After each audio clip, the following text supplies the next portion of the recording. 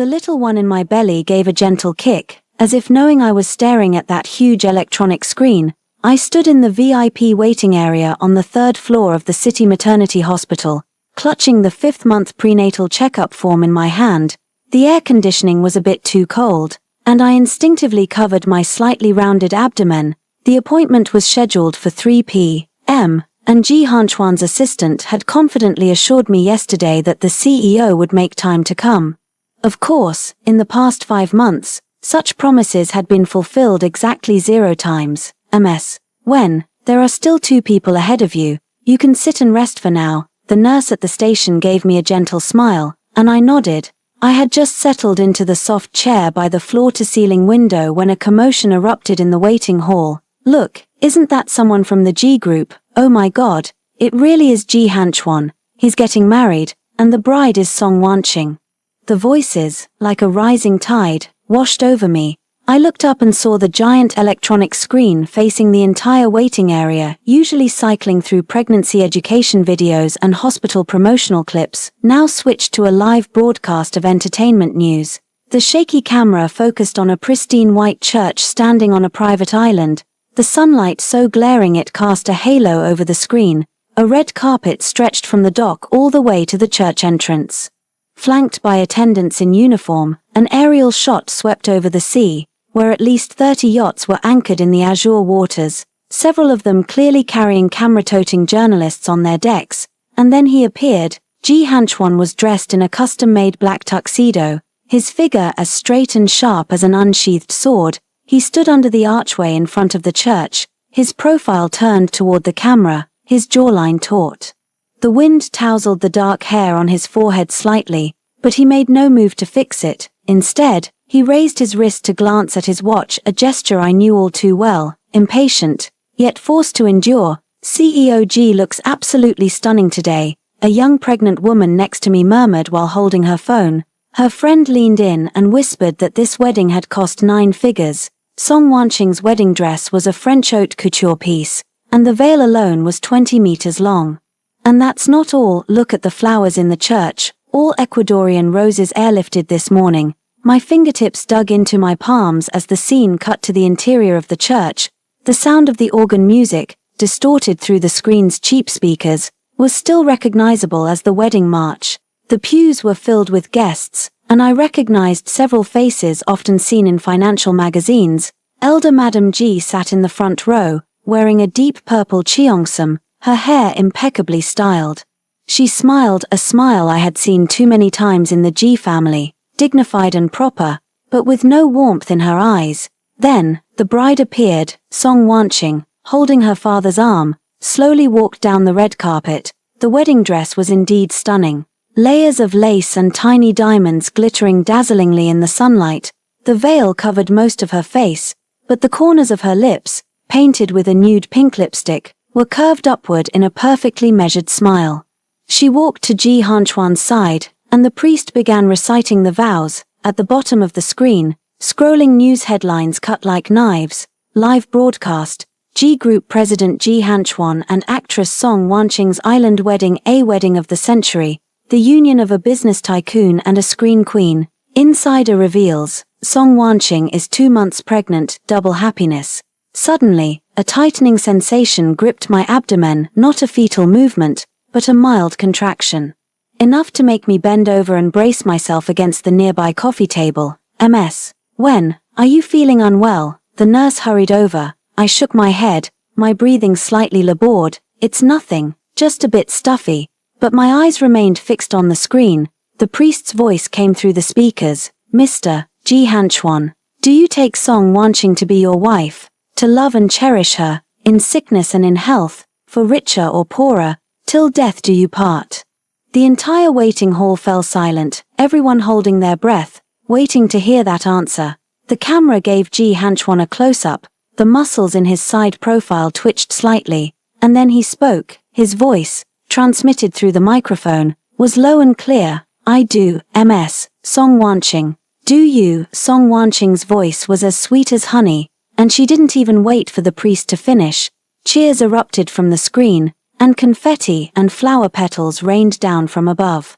Ji Hanchuan lifted Song Wanqing's veil, lowered his head, and kissed her. The camera zoomed in, clearly showing his closed eyes, his eyelashes casting a small shadow on his cheeks.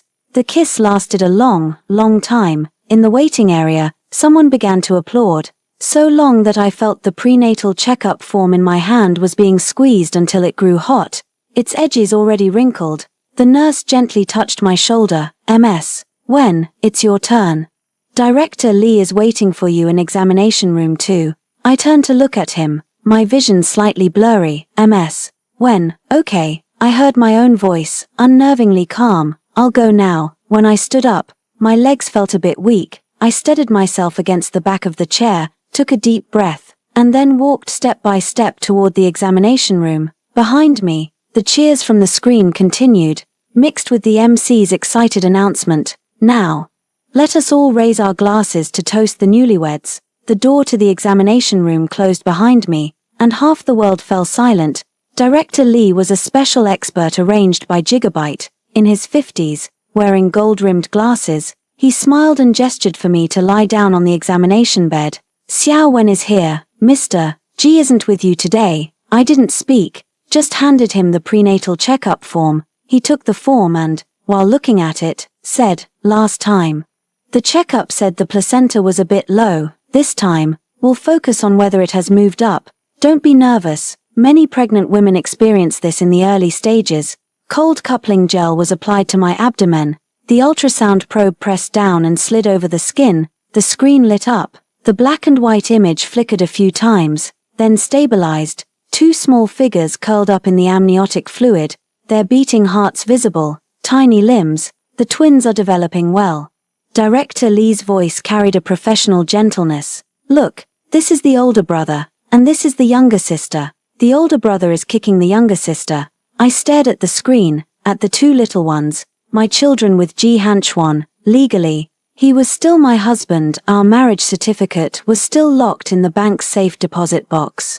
Even though I hadn't seen that red booklet in almost a year, Mrs. G had brought up divorce half a year ago, and I had signed the papers, but Ji Hanchuan never did. She said he was busy, that there was no need to rush, that it would be more secure to finalize the divorce after the children were born. What an ironic word, secure. The fetal heartbeats were both strong. Dr. Lee handed me a few tissues. "Wipe up.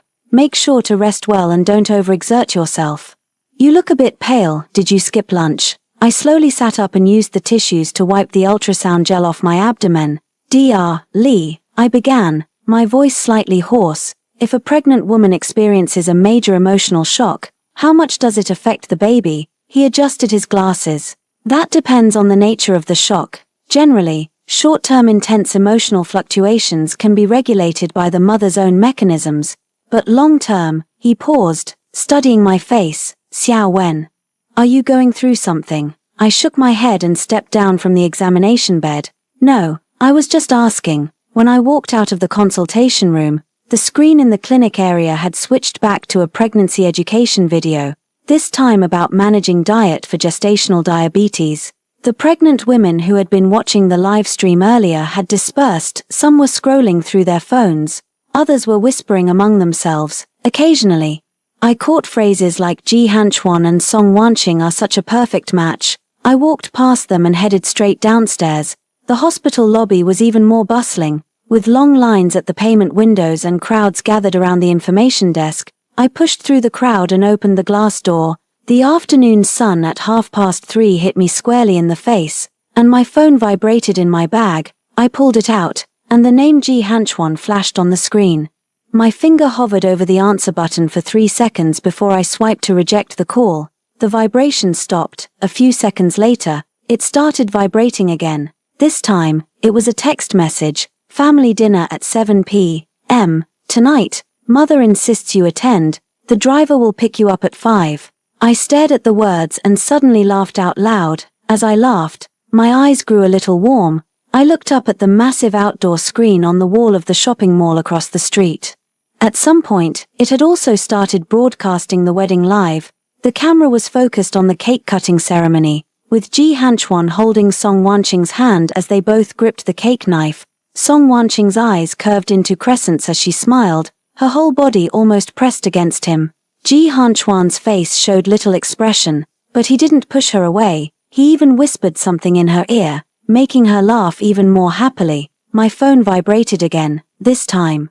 It was from old Mrs. G. I saw the news. Hanchuan and Wanqing are holding their engagement banquet today.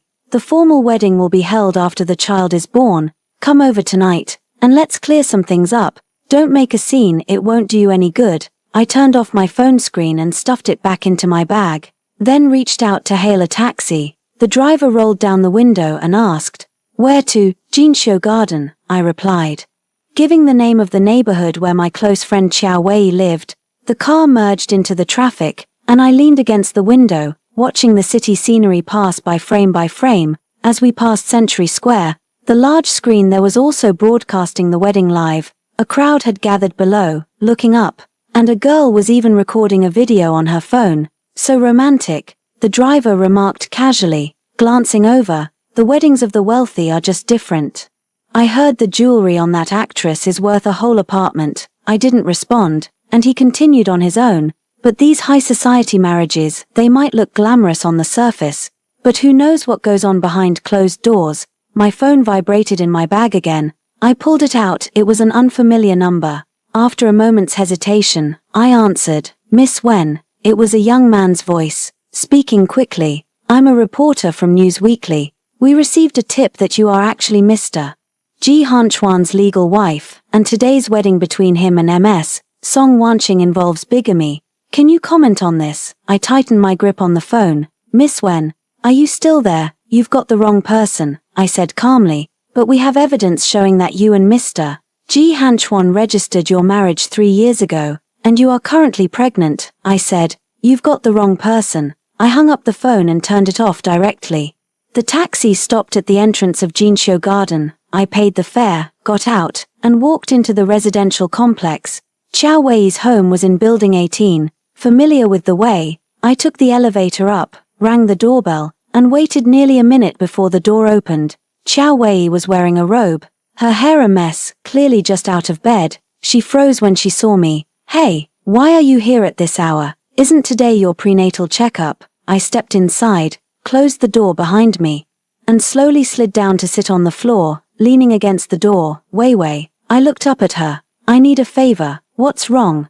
Qiao Wei immediately crouched down and grabbed my hand. "Your hands are so cold, and your face is frighteningly pale. Did the Ji family bully you again?" I shook my head, then nodded, and finally just said, "I need to disappear." Qiao Wei's eyes widened. "What? Ji Hanchuan and Song Wanqing are getting married today?" I spoke word by word, my voice eerily calm even to myself. It was live-streamed everywhere. The screen in the hospital waiting room was playing it during my prenatal checkup. Qiao Wei's expression shifted from confusion to shock, her face flushing red with anger. "He's insane. You're not even divorced yet. This is bigamy. I'll sue him, it's useless." I cut her off. The Ji family can twist the truth however they want. Besides, I signed the divorce papers. He just never did, in their eyes. I'm no longer the young mistress of the Ji family. But that still doesn't mean Wei. I gripped her hand tightly. "Help me. I need to leave here, tonight." "But you're 5 months pregnant, that's why I need you." I met her eyes. "You have connections at the airline, right? Help me get a ticket for tonight, to anywhere abroad. Don't use my ID, book it under your name. I'll pick it up at the airport." Qiao Wei's lips were trembling. She, think about it again. This is too risky. You're alone and pregnant with twins. Staying here is even more dangerous. I let go of her hand, pushed myself up from the floor, and said, "Old Mrs. G wants me to attend the family dinner tonight. Do you know what that means? He's going to make me admit in front of all the relatives that Song Wanqing is the future mistress of the Ji family. He wants me to sign an agreement giving up custody of the children, then take a sum of money and leave like a beggar." I walked to the living room window, pulled back the curtains, and the afternoon sunlight at 4 o'clock flooded in, stinging my eyes. "I've already made up my mind," I said, turning my back to Qiao Wei. "I will give birth to the children, but I won't let them bear the Ji name. They are my children alone." There was silence behind me for a long time. And then I heard Qiao Wei sniffle. "Okay," she said hoarsely, "I'll help you." She rushed into the bedroom and soon came out with a laptop, her fingers flying across the keyboard. "There's a direct flight to Singapore at 9:45 tonight. There are still 2 seats in business class. I'll book them under my information. When you get to the airport, go to the VIP counter and give my name to get the tickets. Once you're in Singapore, you can stay at my aunt's place first.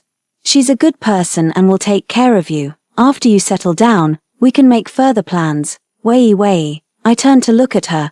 "Don't tell anyone about this, including your aunt." She froze. "Why? Does the G family have long reach?" I walked back to the sofa and sat down, gently stroking my abdomen. "I don't want to involve anyone. Once I'm in Singapore, I'll find a place to stay on my own. Don't worry, I still have some money in my card, enough to last for a while. It's what I've secretly saved over the past 3 years. Every month, old Mrs. G gave me an allowance. I didn't spend a single cent of it and deposited it all into an overseas account. It's not much, 800,000, but it's enough for me to start over." Qiao Wei's eyes reddened again. She, "Why do you have to live so hard?" "Because I don't want to be a caged canary anymore," I said softly. The sound of a car horn came from outside the window. I walked to the window and looked down. A black Mercedes was parked downstairs. The G family's car. Old Zhong, the driver, got out of the driver's seat and was taking out his phone, ready to make a call. "They're here," I said. Qiao Wei rushed to the window. "So soon? It's only 4:30. Old Mrs. G has never liked to be kept waiting," I said, turning and walking toward the door. "I'm going down. Send the flight information to my phone. I'll contact you when I get to the airport." 11:11. Qiao Wei grabbed my arm, and tears finally fell. "You must be careful. Let me know as soon as you arrive safely over there." I hugged him. "I will." Then I pulled open the door and walked out. As the elevator descended, I looked at my face in the mirror, pale and haggard, with faint dark circles under my eyes. But my eyes were bright, shining like a blade tempered by fire. First floor arrived. I stepped out of the elevator, pushed open the unit door, and old Zhong saw me, quickly putting away his phone. "Young madam. The old madam sent me to pick you up." I got into the car, and it drove out of the residential complex, merging into the evening rush hour traffic. Old Zhong glanced at me several times in the rearview mirror, hesitating to speak, but in the end, he couldn't hold back. "Young madam, did you see the news today?" I did. I looked out the window at the grand wedding. Old Zhong fell silent. The car fell into quiet, with only the faint sound of air from the air conditioning vents. I closed my eyes and silently counted down in my heart. 5 months. 1. 500 days. Ji Hanchuan. Old Madam Ji. Song Wanqing. I will remember every single debt between us. When I return, the rules of the game will be set by me. Word count. 2. 598. I didn't attend the G family banquet. The black Mercedes-Benz carrying me didn't head toward the G family's old mansion. When we were 3 intersections away from the old mansion, I patted the back of the driver's seat. "Uncle Zhong, pull over." Old Zhong looked at me in confusion through the rearview mirror. "Young madam, we're not there yet. I feel a bit car sick and want to throw up." I covered my mouth, my voice muffled. "Just stop for a minute." The car slowly pulled over. As soon as I pushed the car door open, I bent over and started dry heaving. Old Zhong quickly unbuckled his seatbelt, got out of the car, and came around to help me. "Young madam, are you okay? Do you need some water?" Now was the moment. I straightened up abruptly and, before old Zhong could react, rushed toward the open entrance of the underground parking lot beside the sidewalk. The sound of high heels tapping against the ground echoed through the empty garage. As I ran, I took off my coat and pulled out a pre-prepared dark grey hoodie from my large shoulder bag. Slipping it on, young madam, old Zhong's shouts came from behind me, but I didn't look back. There's another exit in the underground garage that leads directly to a back alley, where Qiao Wei's car is parked. It's an inconspicuous white domestic hatchback with a license plate from Ling province. I pulled open the door and got in. As soon as I was inside, Qiao Wei immediately started the car and fastened his seatbelt. His voice was tense as the car shot forward. I looked out the back window and saw old Zhong chasing us to the mouth of the alley. Standing there looking around in confusion before finally pulling out his phone in frustration. He must be calling the G family. Qiao Wei sharply turned the steering wheel, merging the car into the flow of traffic on the main road. We need to get to the airport quickly. I fished the already powered-off phone from my bag, rolled down the window, and tossed it directly into a passing sanitation garbage truck. Xiao Wei's eyes widened. Anything that can be used to track me can't stay, I said calmly, pulling a brand new phone from my bag, powering it on, and inserting a pre-prepared anonymous SIM card. Vivi, is the flight ticket confirmed? Confirmed. Xiao Wei handed me a file folder. The passport, visa, and flight confirmation are all inside. I used the expedited business visa I helped you apply for. The photo is the one from 3 months ago, but the name is Xiao Yu, my distant cousin's identity. My aunt in Singapore will help you settle in. But she only knows you're my friend going there to rest during pregnancy. She knows nothing else. I opened the passport. The photo showed a slightly thinner version of me with a different look in my eyes. Back then, there was still light in them. Now, only cold emptiness remained. Thank you. I hugged the file folder to my chest, as if holding on to my last lifeline. We didn't speak on the way to the airport. The evening glow dyed the city orange-red, and the elevated highway was congested with cars, their taillights forming a river of red. I stared out the window, frame by frame, taking in the city I had lived in for 25 years, where I was born, where I studied, where I met Jihan, where I put on that priceless yet utterly cold engagement ring. Now, I was leaving, carrying 2 little lives inside me who had yet to see this world. Joey suddenly spoke up, her voice a bit hoarse. Are you sure you want to go down this path? Giving birth and raising a child alone abroad will be very tough. I turned to look at her and smiled. Would staying with the G family be any less tough? She fell silent. We arrived at the international departures level of the airport. Joey parked the car in the temporary parking area, turned around, and hugged me tightly. Contact me as soon as you arrive.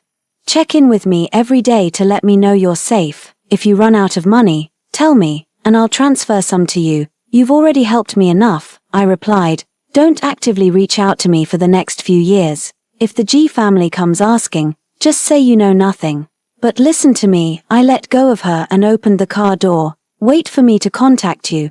Dragging a small carry-on suitcase, I walked into the terminal. Inside the suitcase were only a few changes of clothes, essential documents, and a bottle of folic acid, everything else that belonged to the identity of when she was left behind in the G family's luxurious yet cold villa, that included the 3-carat wedding ring, which I placed in the most prominent spot on the dressing table. What expression would Ji Hanshu have when he saw it? I didn't know, and I no longer cared. Check-in, security, waiting at 9:45 p.m. The plane took off on time, as the aircraft lifted off the runway and soared into the night sky. I watched the gradually shrinking city lights outside the window and gently placed my hand over my abdomen. Baby, I whispered, Mom is taking you to a new world. Singapore's rainy season was hot and humid. Joey's aunt, Xiao Jing, was a kind middle-aged woman who ran a small traditional Chinese medicine clinic locally. She settled me into a small apartment above the clinic, 2 bedrooms and a living room, old but clean. You're here to rest during your pregnancy. It wouldn't be convenient at home, Joey said. Xiao Jing brought me a bowl of chicken soup. Stay here and don't worry. If you need anything, just let me know. I don't have many patients here usually, and it's quiet upstairs. Perfect for resting. I gratefully took the bowl. Thank you, Aunt Xiao. Don't mention it, she said, sitting down across from me and looking at my belly. 5 months with twins must be tough. You look so thin. From now on, come down every day, and I'll check your pulse and help you recuperate. And so, I settled into this small apartment in a foreign land. For the first 2 months, I hardly went out, spending my days at Xiao Jing's clinic helping to organize medicinal herbs and learning to identify those dried roots and leaves. In the afternoons, he would take my pulse and perform acupuncture, and in the evenings, I would read the traditional Chinese medicine texts he had collected upstairs. My belly grew bigger day by day, and by the 7th month, it was so large I could no longer see my toes. Late one night, as I leaned against the headboard reading, a sharp, wrenching pain suddenly shot through my abdomen. My water had broken. Gritting my teeth, I fumbled for my phone and dialed Xiao Jing's number. Startled awake, she rushed upstairs within 5 minutes, took one look at me, and immediately called an ambulance. On the way to the hospital, The contractions grew more and more intense with each wave. I gripped Xiao Jing's hand so tightly my nails nearly dug into her flesh. Deep breaths, she kept repeating, but the tension in her voice was unmistakable. The twins were born 7 weeks premature, and I knew the risks. By the time I was wheeled into the delivery room, the pain had blurred my consciousness. The shadowless lamp overhead glared blindingly white, and the midwife's voice seemed to come from somewhere far away. Push again. I don't know how much time passed before a baby's cry pierced the air, followed by a second one. The older brother came first, and his sister followed 30 seconds later. The nurse brought the 2 swaddled bundles to me. "Congratulations," she said. "Even though they're premature, their cries are strong. They should be fine." I turned my head and looked at those 2 red, wrinkled little faces. Tears welled up in my eyes without warning. "The older brother is Wen Che," I said hoarsely. "The younger sister is Wen Yu, Che, as in clear and pure, Yu, as in joy and delight." These were names I had thought of long ago, back when I was still lying on that large bed in the Ji family home, staring up at the ornate crystal chandelier on the ceiling, imagining the future. Xiao Jing, her eyes reddening, nodded and said, "Good names." I spent my postpartum month at the clinic, where Xiao Jing cared for me almost as if I were her own daughter, preparing a variety of nourishing soups and porridges for me every day. Because when you were born prematurely, they spent a month in the hospital incubator before they could be brought home. They were tiny, but their vitality was strong. When the children were 3 months old, I made my first decision. "Aunt Xiao, I want to rent a storefront next to your clinic." I pushed a bank card in front of Xiao Jing. "This card has 600,000 yuan, which is all my savings. I want to open a maternal and infant care center." Xiao Jing was stunned. "Hehe, you're still in the lactation period, and your body hasn't fully recovered yet. I can't wait." I looked at the 2 children sleeping soundly in the cradle. "I need to stand up as soon as possible. Half of this money will be used to rent and renovate the storefront, and the other half I want to learn traditional Chinese medicine postpartum care from you." She looked at me for a long time and finally sighed. "You're too stubborn, child. If I weren't stubborn, I would have died in the Ji family long ago." The storefront was quickly rented, right next to the clinic. It was 50 square meters and used to be a small cafe. I drew the design plans myself, light wood tones, soft lighting, a whole wall for nursing rooms, and a dedicated traditional Chinese medicine steaming room. On the day the sign for Shiguang Maternal and Infant Care Center was hung, the sunlight was beautiful. Wen Yu babbled and waved her little hands in the stroller, while Wentz watched quietly with eyes that looked exactly like that person's, but the expression in them was completely different. They were the eyes of my child, no coldness, no calculation, only pure curiosity. For the first 3 months after opening, there wasn't a single customer. Xiao Jing referred a few of her postpartum patients to me, which counted as the first business. I drew on the skills I had learned while studying business, designing service packages, creating flyers, and even learning how to build a simple website. The first batch of customers were Chinese mothers from the neighborhood. After trying my traditional Chinese medicine steaming and postpartum meridian massages, word of mouth spread, and gradually, more customers came. When the children were 1 year old, Shiguang had already hired 3 employees. I worked at the center during the day, took care of the children at night, and studied for Singapore's local maternal and infant care certification courses late into the night. It was exhausting, but every day felt solid. Wentz spoke first. One early morning, he sat in his crib, looked at me, and clearly said, "Mema." I burst into tears on the spot. Wen Yu was a month later in speaking, but he walked first. When he wobbled into my arms, he giggled non-stop. During those days, my phone was filled with their photos and videos, but I didn't dare send a single one to Qiao Wei. How powerful is Jijia's influence? I know all too well. Any digital trace could become a clue. I could only write all my longing and their growth records in a thick diary, waiting for the day when I could stand openly in the sunlight. In the 3rd year, Shiguang opened its 2nd branch. I obtained an internationally certified postpartum rehabilitation specialist qualification, and the postpartum recovery course I designed, which integrated traditional Chinese medicine with modern technology, was even featured in a local parenting magazine. In the 4th year, I expanded the business to early childhood education, renting a 3-story building. The first floor housed the nursing center, the second floor was for early education classrooms, and the third floor was where I lived with the children. The business was thriving, but I never stopped gathering information. Xiao Wei visited me in Singapore twice a year, each time bringing news about Gigabyte. Ji Hanchuan and Song Wanqing never got married. She lowered her voice while playing with Wanla. After the wedding, Ji Hanchuan suddenly changed his mind and never registered the marriage. Song Wanqing made a fuss several times, but old Mrs. Ji suppressed it. I was reading a picture book to Wenchen when my fingers paused at the news. Why did he change his mind? No one knows. There were rumors that Ji Hanchuan was searching for someone, frantically pulling up all the surveillance footage from the day you disappeared, every possible intersection, bus station, and airport.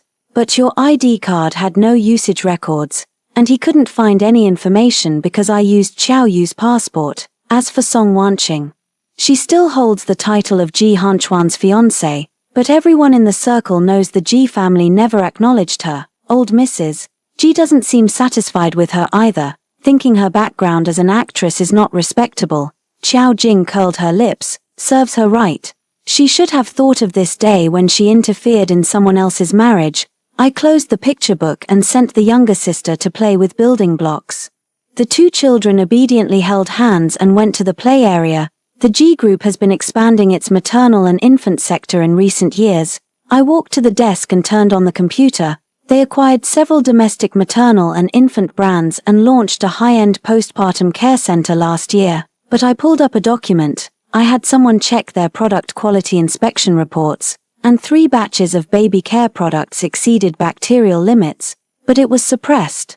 Xiao Wei leaned over. How did you find out? Money can make the devil turn the millstone, I said calmly. The G family is a big target, and many people want to catch their weaknesses. I'm just one of them. Cece, what do you want to do? I looked at the screen, which displayed the logo of the Jisha Group, the family business I once thought I would dedicate my life to. I want to go back, I said. Xiao Wei gasped. Are you crazy? Ji Hanchuan is still looking for you, if you go back. So I need a new identity. I turned around and took a file from the safe. Shiguang had already gained recognition in Singapore's maternal and infant industry. I planned to return to China with high profile under the guise of a foreign brand entering the Chinese market. I would continue to use the name Wenxi, but no longer as Wenxi, the young mistress of the Ji family, but as Wenxi, the founder of Shiguang. This is too risky. Wei, I interrupted him. I've been hiding for 4 years.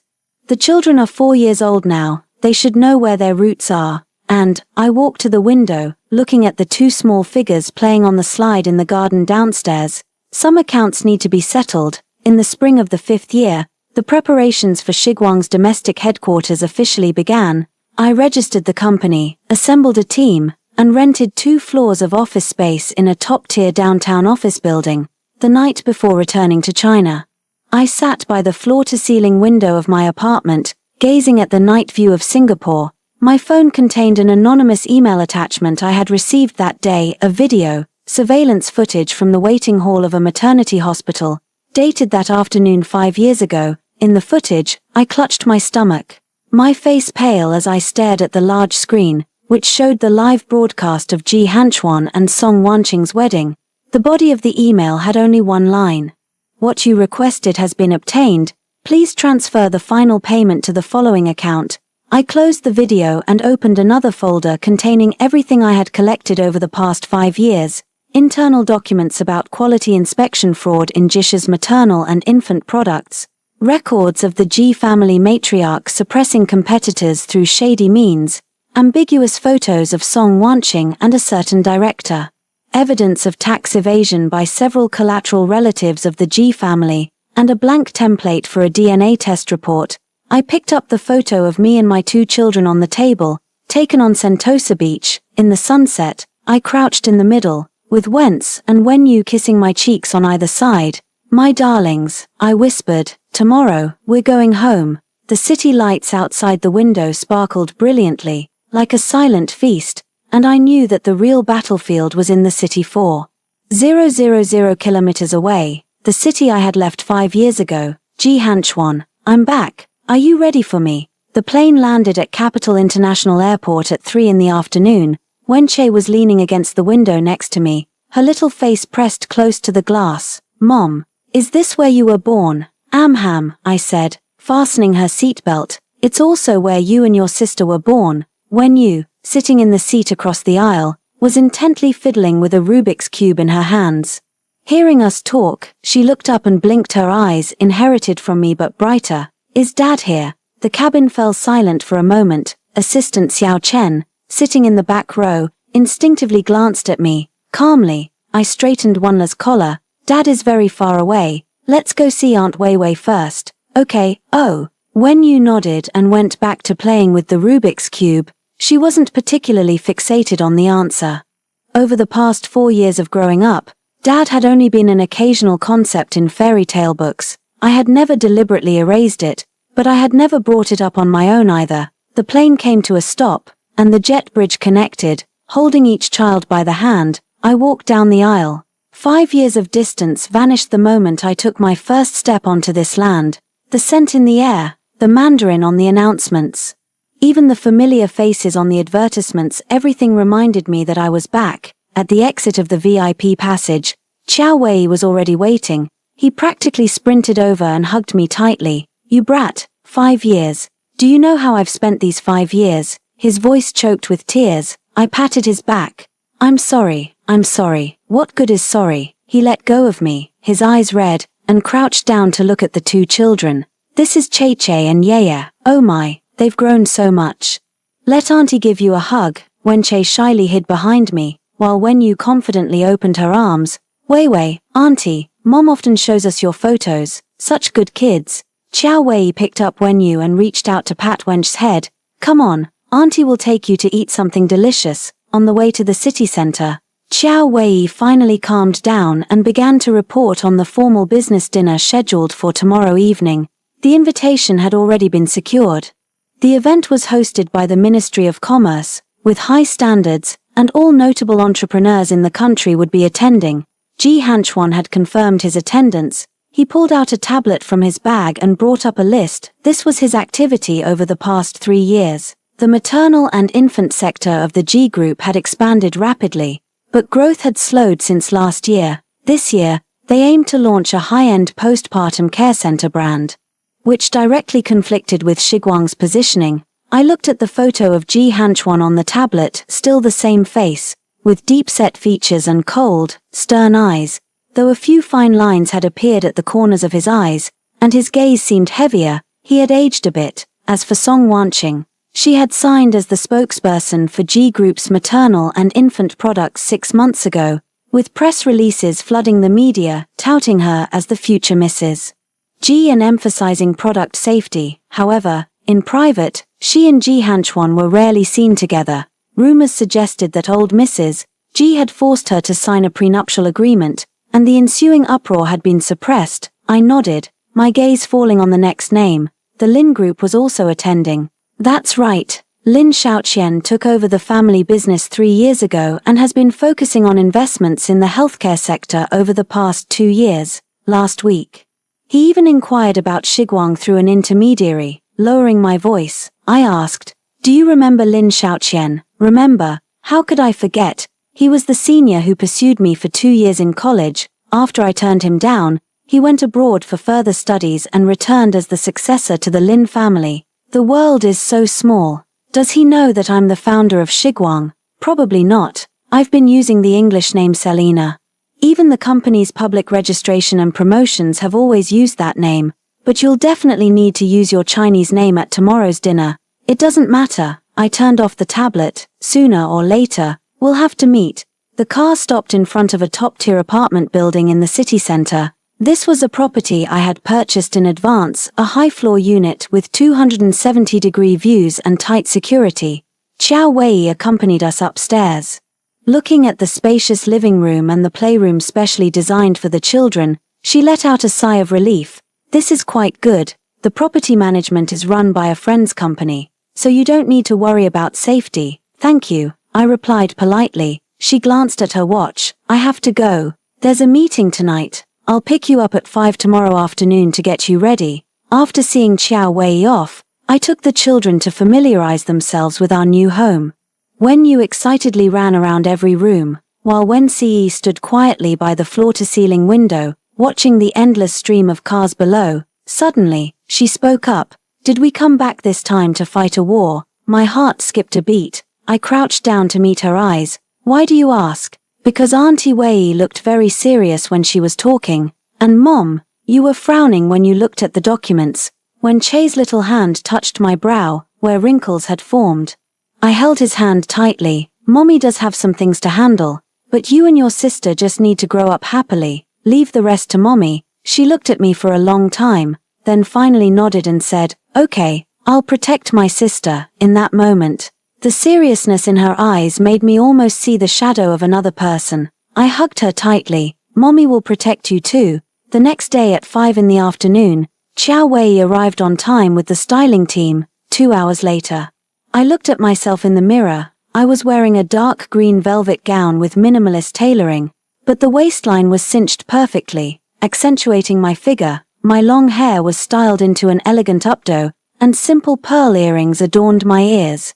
The makeup was light but highlighted my eyes and brows, the part of my face that looked the least like my former self, 5 years ago, that gentle and timid when she had died before the screen during that live-streamed wedding.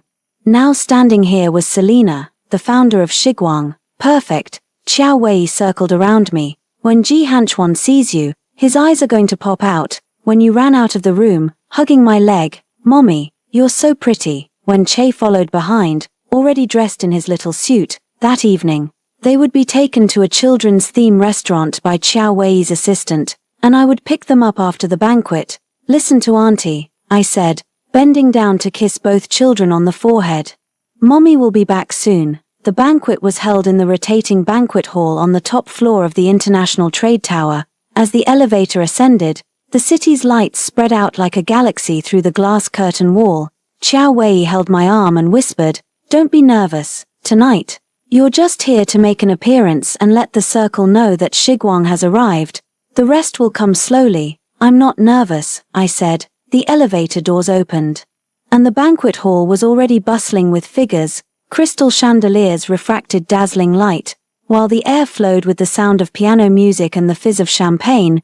Waiters weaved through the crowd with trays, and among the elegant dresses and coiffed hair were familiar and unfamiliar faces. As soon as we stepped inside, someone approached us. "Mr. Chow, long time no see." A middle-aged man with a receding hairline warmly extended his hand.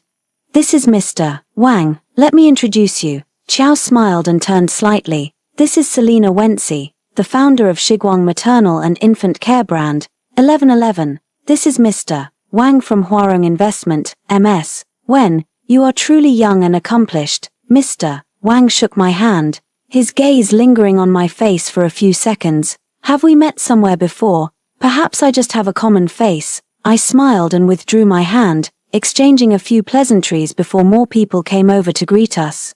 Xiao Wei had built her PR company into a thriving success over the years, and her network was extensive. He guided me around, and soon I had collected over a dozen business cards. "Selena," a gentle male voice sounded behind me. I turned around. Lin Xiaoqian stood 2 steps away, holding a champagne glass. Smiling as he looked at me, he had matured a lot since our university days. His eyes behind gold-rimmed glasses were still gentle, but now carried the sharpness of a businessman. "Mr. Lin."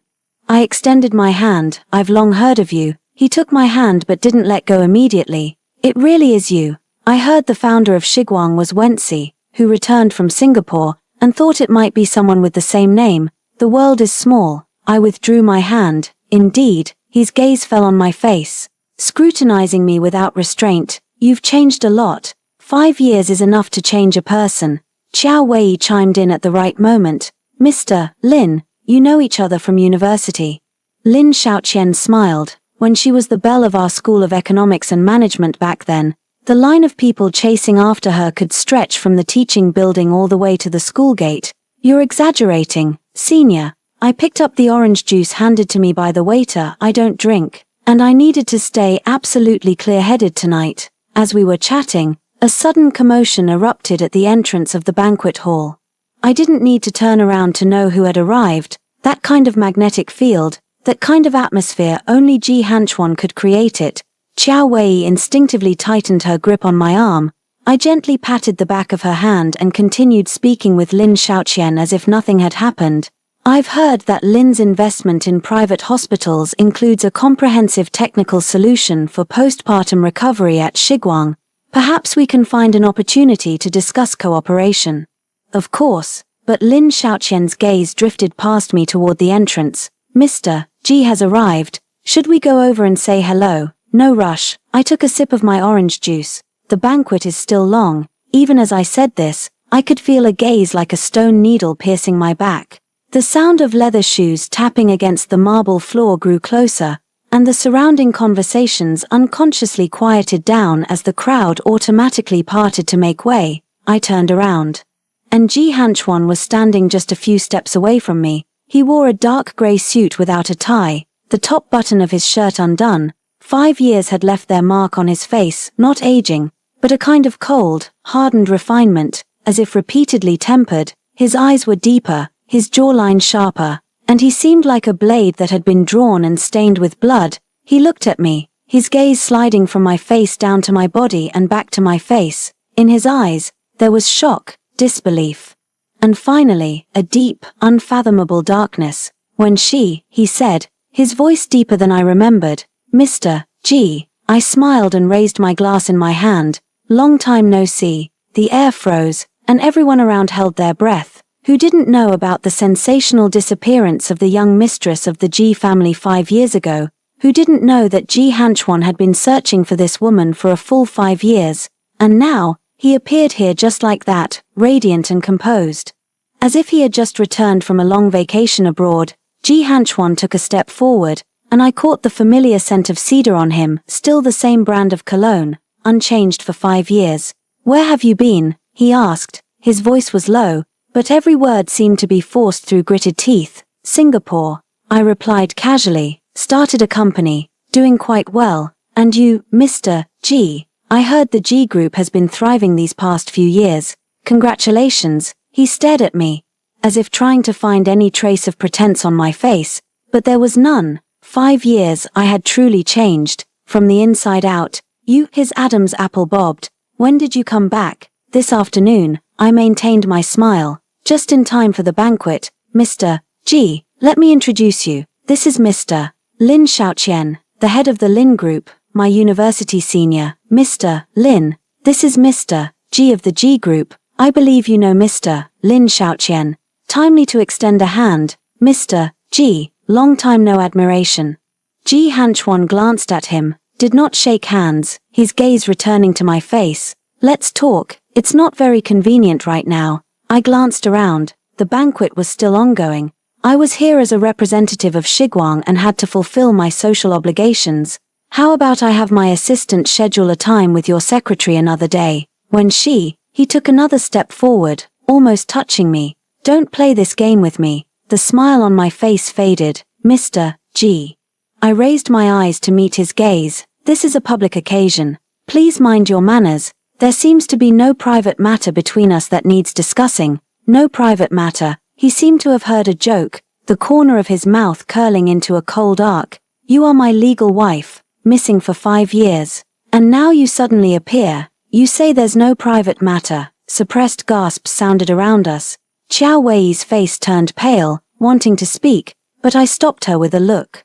I set down the juice glass. The base of the glass touched the table with a crisp sound. Legal wife, I repeated, my voice not loud but clear enough. Has Mr. Ji forgotten that I signed a divorce agreement 5 years ago? Although you didn't sign it, we have been separated for 5 years, and the relationship has broken down. I have already entrusted a lawyer to formally file for divorce proceedings. The relevant documents will be sent to the Ji Group's legal department next Monday. Ji Hanchuan's face instantly darkened. You want a divorce? Isn't this what you and Mrs. Ji have always hoped for? I smiled. I'm just fulfilling your wishes. After speaking, I no longer looked at his expression. Turning to Lin Xiaoqian, I said, Senior, regarding the cooperation proposal you mentioned earlier, I have a detailed plan. I'll have my assistant send it to your company tomorrow. Lin Xiaoqian looked at me deeply. All right, I'll wait for your message, I nodded to him. Then took Qiao Wei's arm. Wei Wei, let's go meet Minister Li. I heard his wife just had a second child.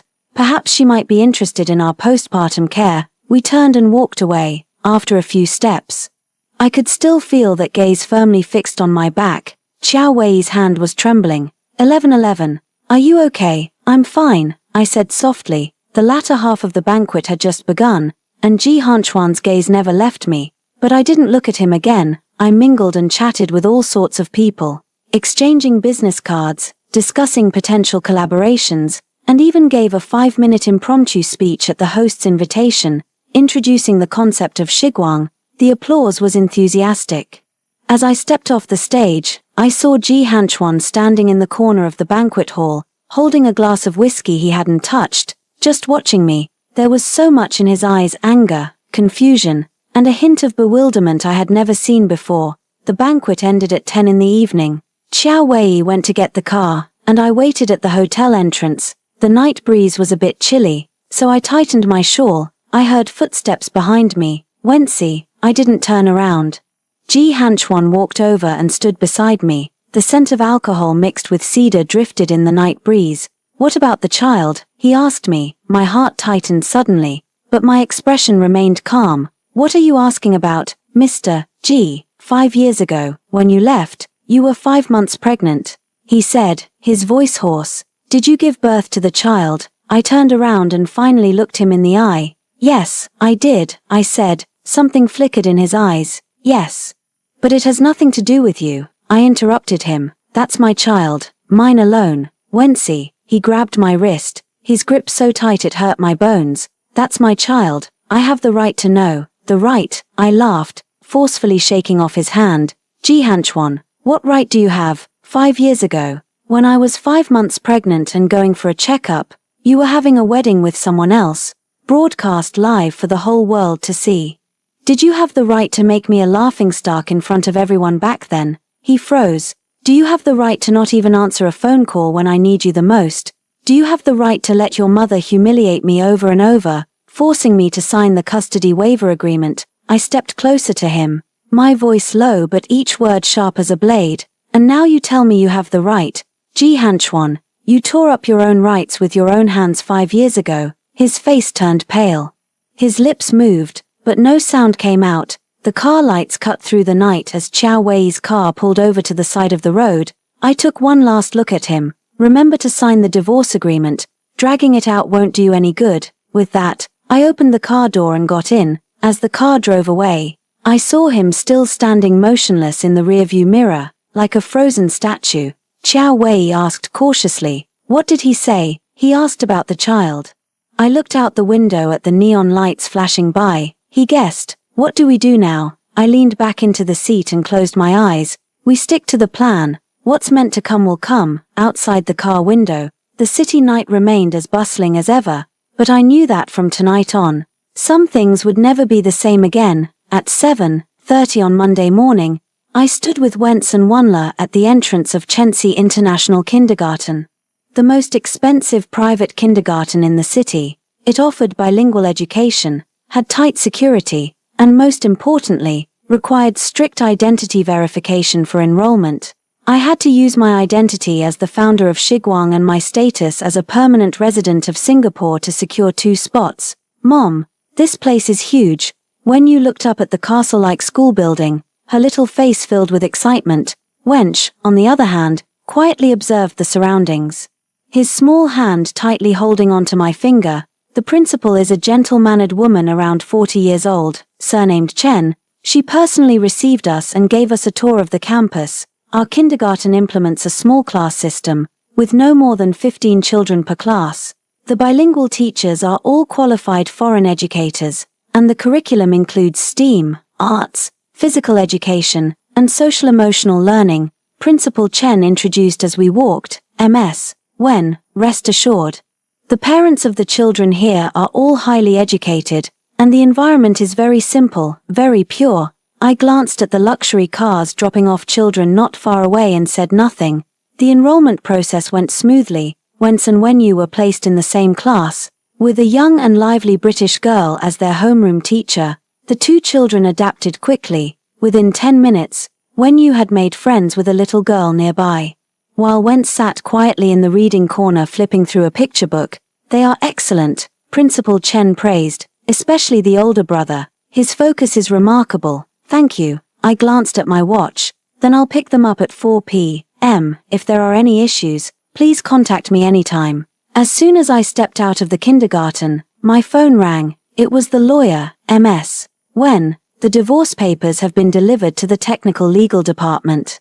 The other party refused to accept them, saying they need to confirm with Mr. G personally, then send them to the G family's old residence. I opened the car door, use registered mail and keep the proof." "Understood." "Also, regarding the child custody part, are you sure you want to state that the father voluntarily waives all visitation and custody rights? The court may not support such an absolute clause." "Write it." I fastened my seatbelt. "She doesn't deserve it." I hung up the phone and drove straight to the company. The domestic headquarters of Shiguang was still in the final stages of renovation, but the core team was already in place. During the morning meeting, the marketing director reported on the feedback from last night's banquet. 7 investment institutions had already reached out proactively to schedule detailed discussions. Additionally, 3 high-end private hospitals had expressed interest in collaboration, including Harmony Hospital under the Lin Group. Focus on following up with the Lin Group. I looked at the report. Lin Xiaoqian is a very steady person. If we can collaborate with him, it would greatly help us enter the domestic market. Understood. The marketing director hesitated for a moment. Also, from Jisha, their head of marketing called this morning to invite you for a meeting. The conference room fell silent for a moment. The reason given was to explore possibilities for industry collaboration. I closed the folder. Tell him my schedule is completely full recently. If he wants to talk, have him make a formal appointment through official business correspondence. After the meeting, I stood by the floor-to-ceiling window in my office, watching the endless stream of cars below. This city was still the same, busy and crowded. Everyone was rushing toward their own goals. 5 years ago, I was one of them. 5 years later, I had returned, but I was no longer that when she who had to live under someone else's shadow. My phone vibrated. It was a call from the kindergarten. I answered immediately. "Hello, Ms. Wen, this is Emma." The British girl's voice sounded a bit anxious. "Wen's had a little disagreement with another child in the class. The other child's parent is already here. Would it be convenient for you to come over now? I'll be right there." When I arrived at the kindergarten, before even entering the office, I heard a woman's sharp voice inside. "What's wrong with this child? So young and already hitting others. How were they raised?" I pushed the door open. Inside the office, when Che was standing beside Emma, his little face tense, his clothes slightly disheveled.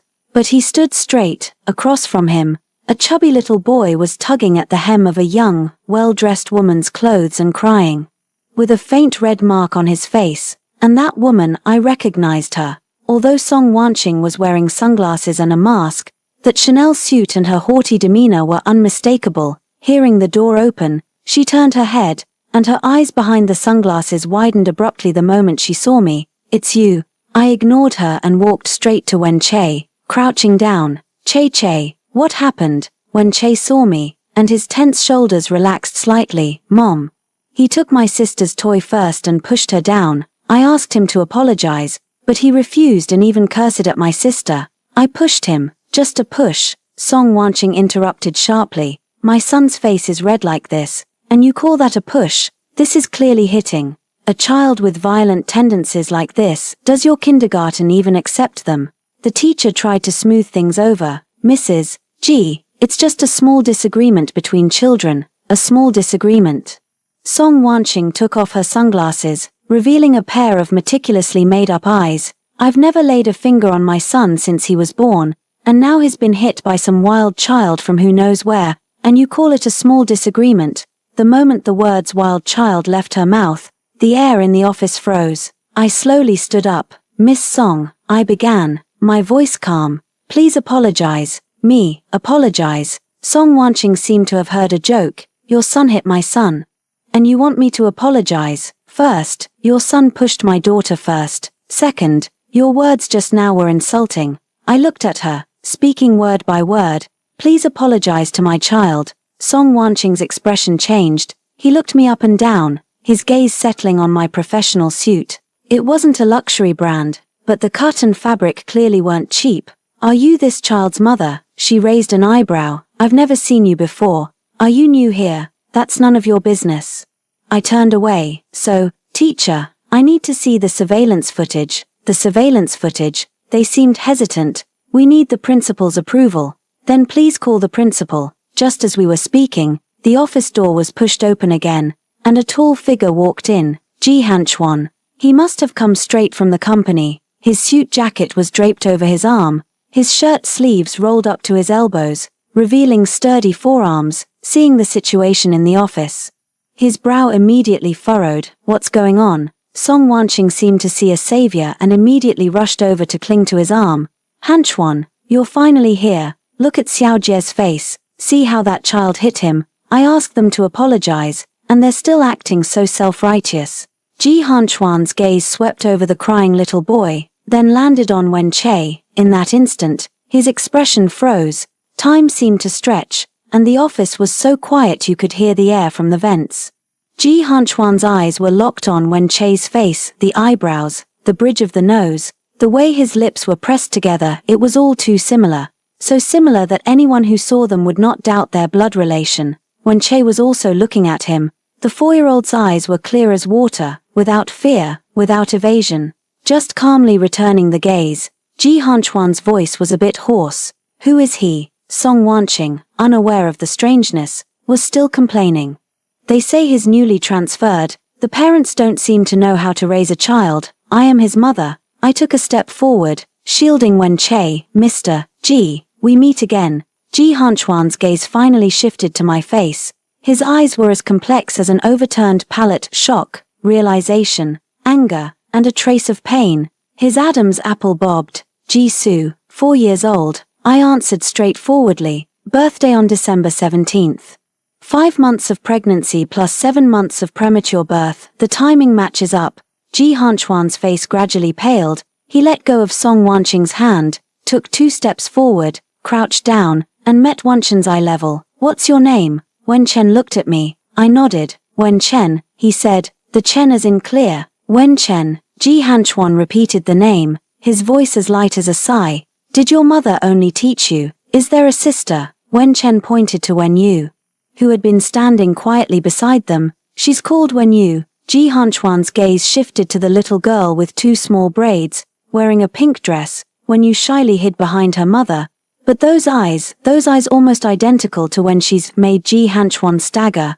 He steadied himself by holding onto a nearby table. Song Wanqing finally noticed something was wrong. Hanchuan, what's wrong?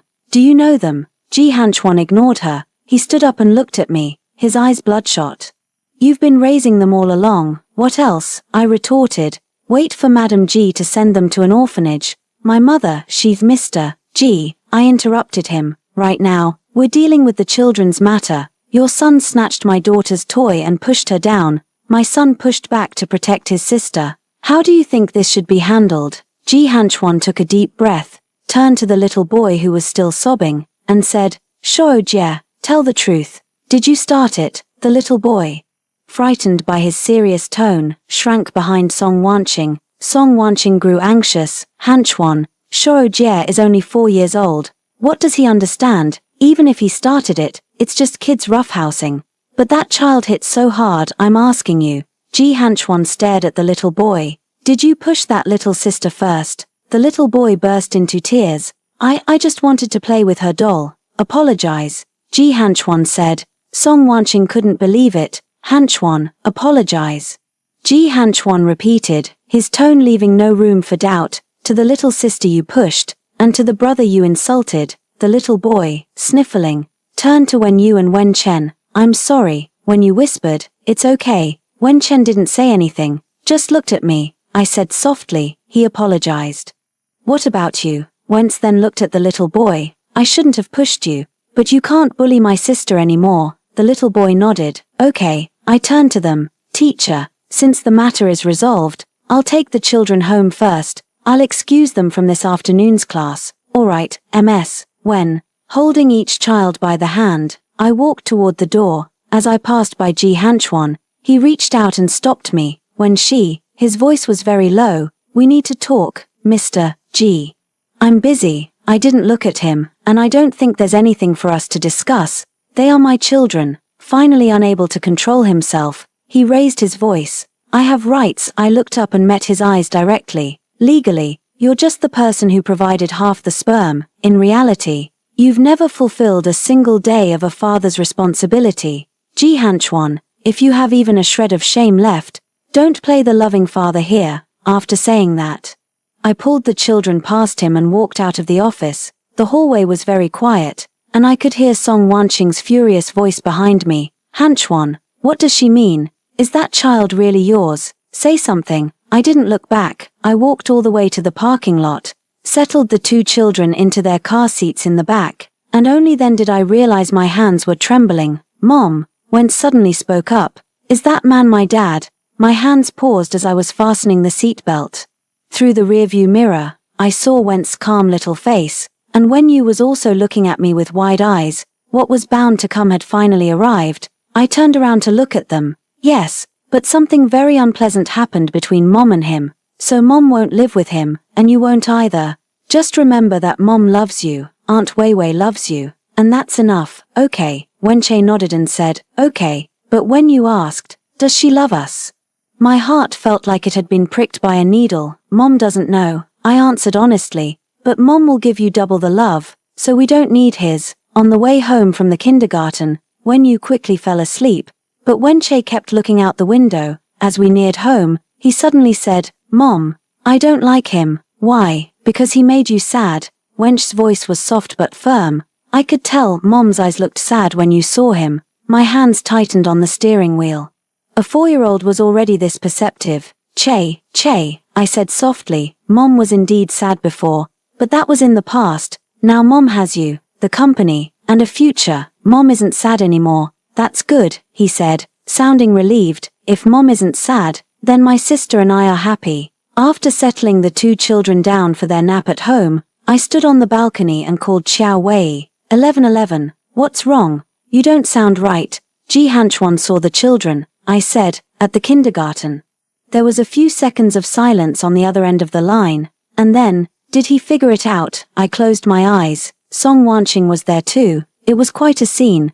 "What are you going to do? Stick to the original plan?" I opened my eyes and looked at the glass curtain wall of the G Group building in the distance. "Is everything we need ready?" "It's ready. The original surveillance footage from the hospital has been obtained, serving as complete evidence of the counterfeit quality inspection of maternal and infant products, and the chain of evidence has been organized. As for Song Wanqing, I found a girl who once worked as an assistant in her studio. She is willing to testify that 5 years ago, it was Song Wanqing who actively pursued Ji Hanchuan and bribed the Ji family's driver to take photos of you having dinner with your university classmates, fabricating evidence of infidelity." "Very well," I said. "Wait for my notification." After hanging up the phone, it rang again, this time from an unfamiliar number. I answered, and it was Ji Hanchuan's voice, hoarse and strained. "Let's meet," he said. "Mr. G, I'm very busy. Just 10 minutes, he insisted. "I'm downstairs at your place." I walked to the window and looked down. The familiar black Bentley was parked at the entrance of the apartment building. Ji Hanchuan leaned against the car door, phone in hand, looking up in my direction. The night was deepening, and the streetlights cast a long, lonely shadow around him. But my heart remained unmoved. After hanging up, I changed clothes, went downstairs, walked through the lobby, and pushed open the glass door. The night wind blew with a chill, and I tightened my coat. Ji Hanchuan straightened up when he saw me. "Are the children asleep?" he asked. They've grown up well," he said softly. "They look like you, and also like me." I didn't respond. He looked at me, something turbulent in his eyes. "It must have been hard for you to raise them alone these 5 years." "Fortunately," I said, "it was easier than when I was in the G family." The corner of his mouth twitched. "Wency," he took a step forward. "I owe you an explanation for what happened back then." "No need." I took a step back, creating distance between us. "If you came here today to talk about these old matters, Then we can end this conversation. Between you and me. There's nothing to discuss except the divorce proceedings. The child, his voice rose. That's my child. I have rights. What rights do you have? I cut him off. 5 years ago, when you chose to humiliate me in front of the whole world, did you ever think you had the right to be a father? When your mother pressured me time and again to abort the child, did you ever stand up and say a single word? Jihanchuan, what gives you the right to talk to me about rights now, in the darkness? His face was as pale as paper. I didn't know. His voice trembled. I didn't know you were pregnant. My mother never told me. That day at the wedding, I was forced to. My mother threatened to kill herself, saying that if I didn't marry Song Wanqing, she would jump from the top floor of the Jisha building. So I laughed, but tears welled up without warning. So I was just meant to be the sacrifice, meant to watch you marry someone else while I was carrying your child. Jihanchuan. Don't shift the blame to your mother. You're an adult. You had a choice. You just chose the path that was more beneficial to you. He shook his head, trying to speak, but no sound came out. I wiped away my tears and took a deep breath. I've already formally filed for divorce. You won't win custody of the child. Given your absence over the past 5 years, plus the record of your mother trying to force me to have an abortion, the court won't rule in your favor. If you're smart, you'll sign. And we can part on good terms. Part on good terms. He seemed stung by the phrase. How could we possibly part on good terms? Then we won't part on good terms, I said coldly. But the outcome won't change. Jihanchuan, I'm not the Wenxi from 5 years ago who let you have your way.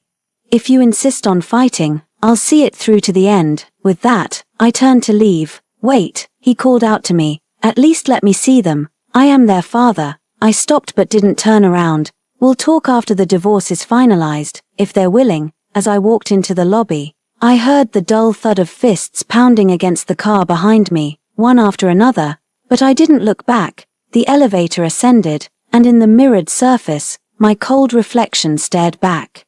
This is only the beginning, Jihanchuan. The pain you gave me, I'll return it to you, bit by bit. At 10 o'clock on Wednesday morning, I received a call from Principal Chen of the kindergarten, MS. I'm sorry to disturb you. This morning, a man claiming to be the children's father came to the kindergarten and demanded to collect DNA samples from Wen Ming and Wen Yu, saying he wanted to conduct a paternity test. Of course, we refused. But the other party was very insistent and even brought a lawyer. I tightened my grip on my phone. Is it Jihanchuan? Yes, he said that if you don't agree, he will apply to the court for a compulsory test. What do you think about this? I'll come right away. When I arrived at the kindergarten, Jihanchuan was indeed still there. He was sitting on the sofa in the principal's office, with a middle-aged man in a suit carrying a briefcase standing beside him, likely his lawyer. Principal Chen saw me and breathed a sigh of relief.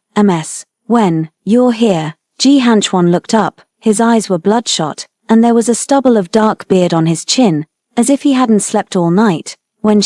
He stood up. We need to talk about the children. We have nothing to talk about.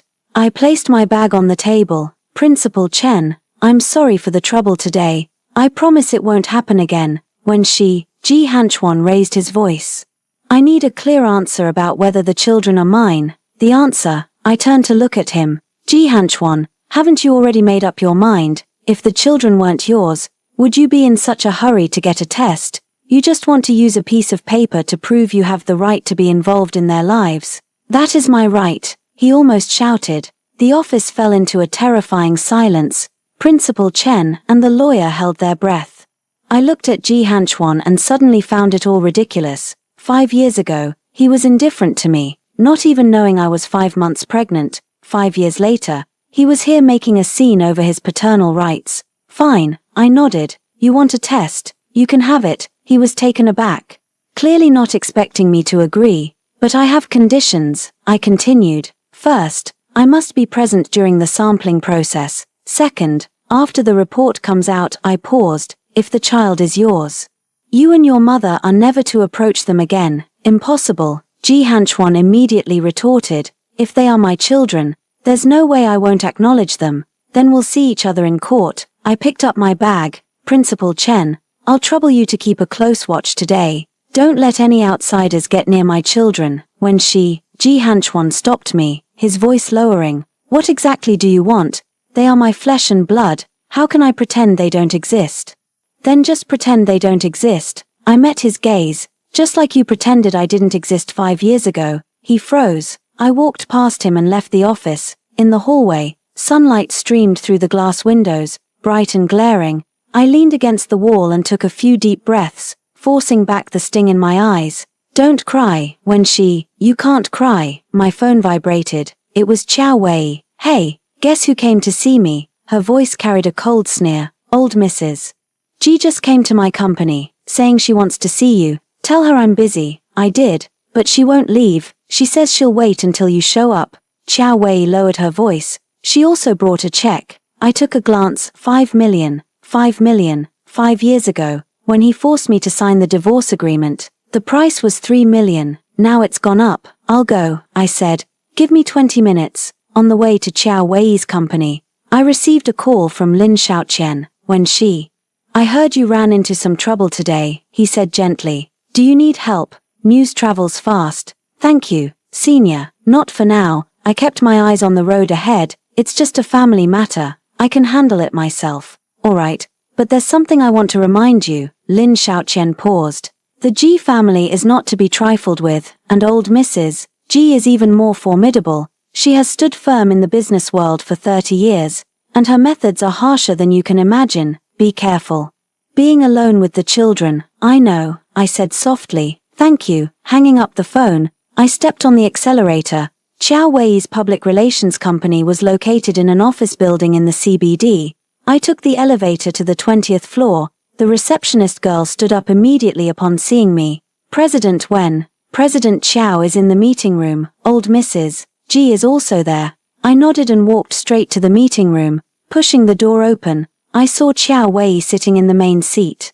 Looking displeased, across from her, old Mrs. Ji sat upright, wearing a deep purple cheongsam embroidered with gold thread, her hair neatly combed. She held a cup of tea in her hand, her posture as elegant as if she were posing for a magazine photo shoot. 5 years had passed, and she had aged a bit, but that air of superiority remained unchanged. She said, putting down her teacup and looking up at me. Sit. Her tone sounded like she was ordering a servant. I took a seat in the chair next to Qiao Wei. Old Mrs. Ji, what brings you to see me? I heard you've returned and brought 2 children with you. Old Mrs. Ji took a check from her handbag and pushed it to the center of the table. 5 million. Take the money, leave with the children, and never come back. I looked at the check, where 5 zeros were neatly written in the amount column, and smiled. Old Mrs. Ji, it's been 5 years, and you still love solving problems with money. It's the most effective way, she said expressionlessly. 5 years ago, you were sensible and signed the divorce agreement. It's the same now. Although Han Chuan and Dublian Qing's marriage has been delayed, it will happen sooner or later. You and the children staying here will only complicate things. I picked up the check and held it up to the light. Are you afraid that the children and I will affect your carefully planned marriage alliance? Or are you worried that the Ji family scandals can no longer be hidden? Old Mrs. Ji's expression darkened. Watch your words. My words are very measured, I said, placing the check back on the table. It's you, Mrs. Ji. 5 years ago, you lied to me, saying Jihanchuan was on a business trip when he was actually preparing for his wedding to Song Wanqing. You forced me to sign the divorce papers and even tried to have a doctor prescribe me an abortion pill. Do I need to remind you of each and every one of these things? Qiao Wei gasped. 1111. She really, shut up, old Mrs. Ji shot Qiao Wei a cold glance before turning her gaze back to me. Bringing up the past is meaningless. Now, I'm giving you 2 choices. First, take the 5 million and disappear with the child. Second, she paused, I'll make sure you can't stay in this country. A threat, a blatant threat. I looked at her and suddenly remembered 5 years ago, also in this city, on a similarly sunny afternoon, she sat in the living room of the Ji family's old mansion and said to me in the same icy tone, Han Chuan needs to marry a woman who can support the Ji family, not someone from a modest background like you. Be sensible and leave on your own, and you can still keep some dignity. Back then, I cried, I begged, but in the end, I signed, but not now, old Mrs. Ji. I stood up, picked up the check, and slowly, piece by piece, tore it apart. 5 million can't sever the bond between me and my child, nor can it pay off the debt your son owes me. The shreds of paper fluttered down like snowflakes onto the polished table surface. Old Mrs. G's expression finally changed. Wency, don't refuse a toast only to be forced to drink a forfeit. I don't drink any kind of toast. I leaned forward, placing both hands on the table, looking directly into her eyes. Old Mrs. G, listen carefully. I will definitely divorce Ji Hanchuan, but he can forget about touching the child. As for everything you did to me 5 years ago, I remember it all. We'll settle it slowly. After saying that, I straightened up and said to Xiao Wei, Wei, see the guest out. Xiao Wei stood up, walked to the door, and opened it. Old Mrs. G, please. Old Mrs.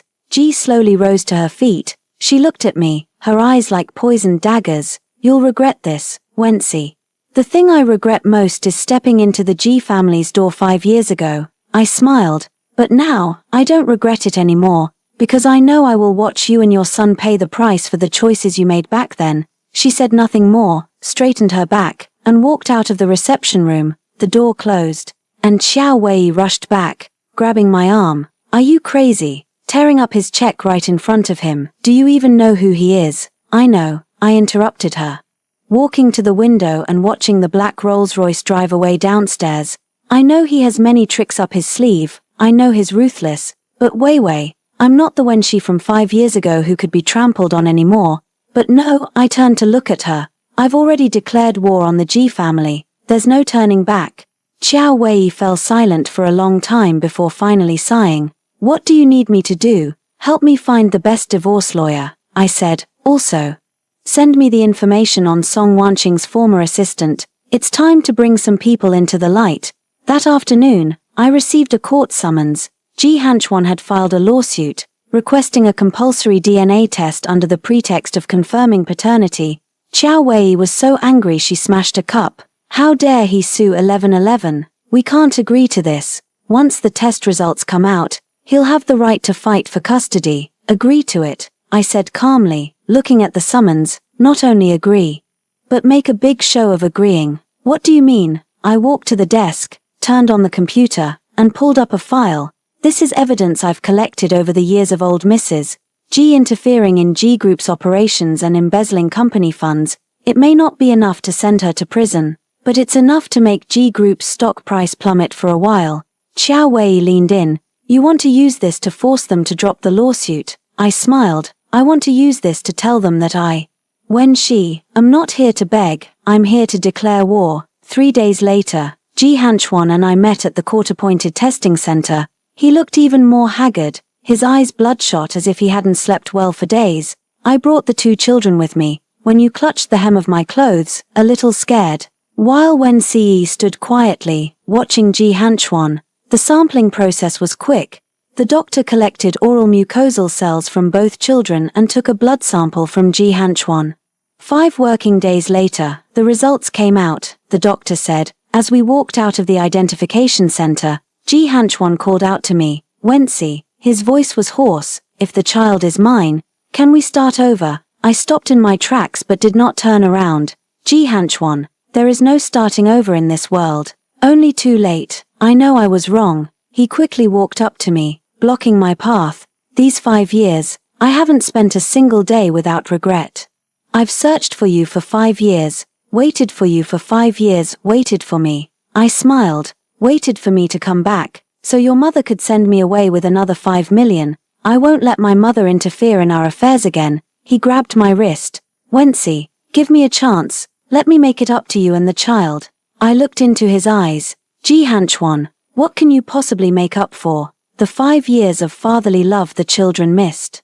Or the fear I felt when I almost died in the delivery room? He froze. Your delivery didn't go smoothly. Premature at 7 months. Massive bleeding. 3 days in the ICU. I spoke word by word. Where were you then? Attending a charity gala with Song Wanqing?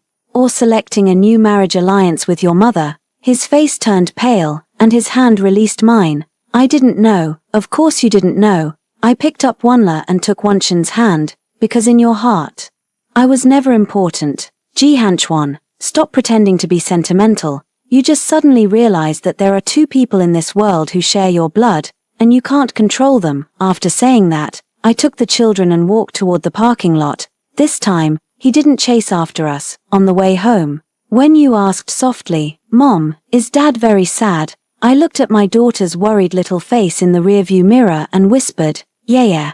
Some people only feel sad after they've lost something, but that's not real sadness, it's just unwillingness." When Chen suddenly spoke up, "Mom, if the test report says he's our dad, will he try to take us away?" My grip on the steering wheel tightened. "No," I said, "Mom won't let anyone take you away." 5 days later, the paternity test report came out, accompanied by lawyers, Ji Hanchuan, and I received the sealed report envelope at the identification center. His lawyer couldn't wait to tear it open, pull out the report, flip to the last page, and then his expression changed. Ji Hanchuan took the report, glanced at it, and froze completely. The report slipped from his hand and fluttered to the ground. I bent down to pick it up. The probability of paternity is 99%, confirming the biological father.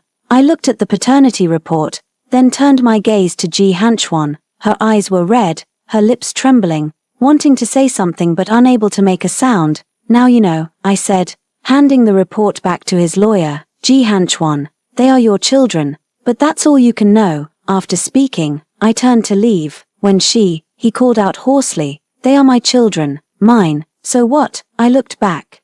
"Legally, you only have visitation rights, and that's only if I agree. In reality, do you think the children would want to acknowledge a man who abandoned their mother as their father?" He seemed drained of all strength, staggering a step before steadying himself against the wall. "I was wrong," he murmured. "I was really wrong, and I have to pay the price." I gave him one last look. "Ji Hanchuan, you're only just beginning to pay." I was the first to walk out of the testing center. The sunlight was glaring. I took out my phone and sent a message to Qiao Wei. "We can begin." The war had officially begun. Laser Brand's domestic strategy launch event was scheduled for Friday at 2 p.m. in the banquet hall of the Guomao Hotel. Invitations had been sent out a week prior. Media, investors, industry partners, and even a few competitors, everyone who should be there would be there. In the backstage dressing room, the makeup artist was touching up my makeup while Qiao Wei held a tablet. Going through the final rundown, you'll start with a 5-minute speech, followed by the brand promotional video. Then comes the product showcase and partnership signing segment. Lin's Harmony Hospital will officially sign the contract today. It's already finalized. Finally, there's the media QA. He paused, lowering his voice. Ji Hanchuan is here too. He's sitting in the 3rd row, on the right. I adjusted my earrings in the mirror. He came alone with his assistant and lawyer. Qiao Wei frowned. She, do you think he'll cause trouble today? It would be better if he did. I smiled. I'm more worried he won't. The woman in the mirror wore a white tailored suit, her hair neatly tied up, makeup flawless, and eyes sharp, the Wenxi from 5 years ago, the one in an old dress, shrinking into the corner of the Ji family home, too afraid to speak, was gone for good. At exactly 2 o'clock, the press conference officially began. I walked onto the stage. The lights shone down, the seats below were filled with people, camera flashes flickered, and the sound of shutters rose and fell. "Good afternoon, distinguished guests and friends from the media. I am Wenxi, the founder of the Shiguang maternal and infant care brand." The opening remarks were brief. I introduced Shiguang's philosophy, technological advantages, and domestic development plans. The response from the audience was enthusiastic, especially when I announced that we had already reached a strategic partnership with Lin's Harmony Hospital, and applause thundered through the hall. The promotional video began to play. On the large screen, scenes of Shiguang's stores in Singapore, the professional care team, and advanced equipment flashed by one. The visuals were warm, the background music soft, and everything went smoothly until the promotional video ended and the lights came back on. I returned to the center of the stage, picked up the microphone, and thanked everyone for watching Shiguang's promotional video. But today, aside from the brand launch, I have another matter I'd like to take this opportunity to explain to everyone.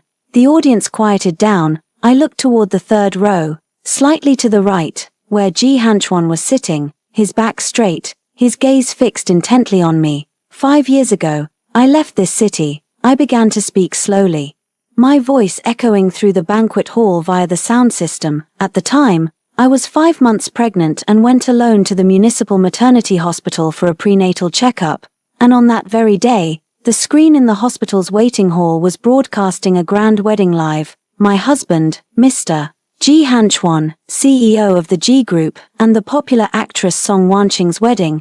A wave of suppressed gasps rippled through the audience, and the cameras instantly swiveled toward Ji Han-chwon. His face turned pale in an instant, and his hands clenched into fists. At that time, Mr. Ji Han-chwon and I were still legally married. I continued, my tone as calm as if I were recounting someone else's story. His mother, Madam G, repeatedly pressured me to sign divorce papers during my pregnancy and even attempted to force me into having an abortion. And during these 5 years of my disappearance, I raised a pair of premature twins and started shigwang from scratch in Singapore. The image on the large screen switched. It was a blurry yet clear surveillance video, dated 5 years ago in the afternoon, at the VIP waiting area on the 3rd floor of the municipal maternity hospital. In the footage, a younger version of me was clutching my stomach, standing pale-faced, looking up at the large screen directly ahead. On the screen was the unmistakable image of Ji Han-chwon and Song Wan-ching kissing in a church. The video was short, only 30 seconds, but it was enough. The banquet hall erupted into chaos. Reporters frantically pressed their camera shutters, and some even stood up to record with their phones. Ji Han-chwon abruptly stood up. His lawyer tried to pull him back into his seat, but he shook him off. When his voice was hoarse, "Do you really have to go this far?" I looked at him, picked up the remote control, and pressed a button. The image on the large screen switched again. These are scanned documents. One by one, quality inspection reports for maternal and infant products under the G Group, internal emails, and purchase orders, with red circles highlighting data on excessive bacterial counts, falsified inspection dates, and substandard raw material batch numbers, over the past 5 years. Under the leadership of the matriarch of the G family, the G Group has massively expanded its maternal and infant product division. I raised my voice, each word landing like a heavy hammer. But in pursuit of profit, they have repeatedly falsified product safety data. These are the actual quality inspection results for 3 batches of infant care products under the G Group, with total bacterial counts exceeding the standard by 30 times. Yet they were approved for sale by falsifying the reports. This is slander. Ji Han-chwon's lawyer stood up and shouted, "We have the right to sue. Please defend." I looked at him and said, "All the evidence has been submitted simultaneously to the State Administration for Market Regulation and the Public Security Authorities." Then, I pressed the remote control again, and a transfer record appeared on the screen. This is the bank record of a 5 million yuan check the matriarch of the G family gave me 5 days ago. She demanded that I disappear forever with the child. I refused and tore up the check, but bank records, they can't be torn. The entire room erupted in an uproar. Ji Han-chwon froze in place, staring at the screen in disbelief, then at me. His mother had done these things behind his back, and he knew nothing about it. I am not standing here today to play the victim or seek sympathy. I put down the remote control and scanned the room. I just want to tell everyone that when women face injustice in marriage or the workplace, they should not remain silent. I want them to know how strong a mother can be to protect her child. And, I looked at Ji Han-chwon, those who do wrong will eventually pay the price. With that, I bowed deeply. The audience fell silent for a few seconds, then erupted into thunderous applause. Qiao Wei rushed onto the stage and escorted me backstage. Reporters swarmed in, their questions hitting like cannonballs. "Ms. When? How is the progress of your divorce from Mr. Ji Han-chwon? Is it true that the product was counterfeit? Will you sue Mrs. G next?" I did not answer. Under the escort of security, we quickly left the banquet hall. The commotion from the hall could still be heard in the backstage corridor. Qiao Wei excitedly grabbed my hand. "Did you see that?" Ji Han-chwon's face. "Ha ha ha, it was so satisfying." I leaned against the wall, letting out a long sigh, my hands trembling. Wei, where are the children?" "Don't worry, they're safe with my assistant." Qiao Wei checked the time. "You can't go back to the apartment now. The reporters will definitely be blocking the door. Come to my place first to lay low, As soon as we stepped out the back door, we saw that black Bentley parked right in the middle of the road. Ji Hanchwon stood by the car, his suit jacket gone, his shirt collar undone, his eyes bloodshot. When he saw me, he strode over. Qiao Wei tried to block him, but I gently pushed her aside. When Ji Hanchwon stopped in front of me, his voice hoarse, "If you hate me, come at me. Why destroy the G group? That was my father's life's work. It wasn't me who destroyed the G group," I said, looking at him. "It was your mother. And you, if you had spoken up 5 years ago, if you had told me the truth before that wedding, if you had acted like a man and taken responsibility as a husband and a father," I spoke each word clearly, "none of this would have happened today." He shook his head, tears falling unexpectedly. This man, who had been proud all his life, was crying in front of me. "I didn't know. I really didn't know what my mother did. I didn't know how hard your pregnancy was. I didn't know there were problems with the product," he rambled incoherently. "When give me a chance to make it up to you. Please, it's too late," I said softly. "Ji Hanchwon, it was already too late the moment you said I do at the wedding." I walked past him and headed towards Qiao Wei's car. "When he called out from behind. "The children, at least let me see the children." My hand paused as I reached for the car door. "Let's wait until all of this is over," I said without turning back. "If they're willing." The car drove a long way, and I could still see him standing in place through the rearview mirror, like a frozen statue. Qiao Wei whispered, "Will you soften your heart?" "No," I closed my eyes. Wei, do you know how I've lived these past 5 years? Do I know? You don't know." I opened my eyes and looked at the fleeting street scenes outside the window. When I had premature labor and hemorrhaged, the doctor asked whether to save the mother or the child. Before losing consciousness, I said, "Save the child." When I woke up in the ICU, there was no one by my side, only a nurse. When the child was 3 months old, Che had a high fever of 40 degrees Celsius in the middle of the night. I held him and tried to hail a taxi in the heavy rain. The hospital said it might be meningitis. I knelt outside the emergency room all night. My voice was very calm, but Qiao Wei's tears had already started to fall. Later, when I started my business, I was suppressed by local competitors, had clients stolen, and was slandered as having risen through my body. I've come this far step by step, not so that anyone could make up for it. I turned to look at her. I did it to tell everyone that I, don't need anyone's charity to live well. Qiao Wei nodded firmly. "Yes, you've done it." The phone rang. It was Lin Xiaoqian. I answered. When I watched the press conference, he said, his voice serious. "You're too bold. The G family won't let this go." "I know. Do you need my help? You have some resources in law and media." "But not for now," I said. "But I need you to do me a favor. Tell me, tomorrow, DI's stock price will definitely plummet." I looked out the window. "I want you to help me buy up the shares that retail investors sell off. The more, the better." There was silence on the other end of the line for a few seconds. When "What are you trying to do?" "Take back what should have been mine," I said softly. "It's both the group and my 5 years of youth and tears. Now it's time to collect some interest." After hanging up the phone, the car drove into the neighborhood where Qiao Wei lived. The 2 children were already there, sitting on the living room carpet playing with building blocks. When they saw me, you immediately ran over and hugged my leg, saying, "Mom, I saw you on TV. You looked so beautiful." When Che also walked over, looking up at me and asking, "Mom, are you very tired?" I crouched down and hugged them. "Not tired." I kissed their foreheads. "Mom did something very important today, something that made the people who bullied me know that I'm not someone to be messed with." When Che thought for a moment and said seriously, "Then from now on, my sister and I will protect you." My eyes welled up with tears. Okay. After putting the 2 children to bed that night, I opened my computer. The internet was already in an uproar. Hashtag, Ji Hanchwan's bigamy. Hashtag, Jisha product fraud. Hashtag, 5 million check. 6 of the top 10 trending topics were related to today's events.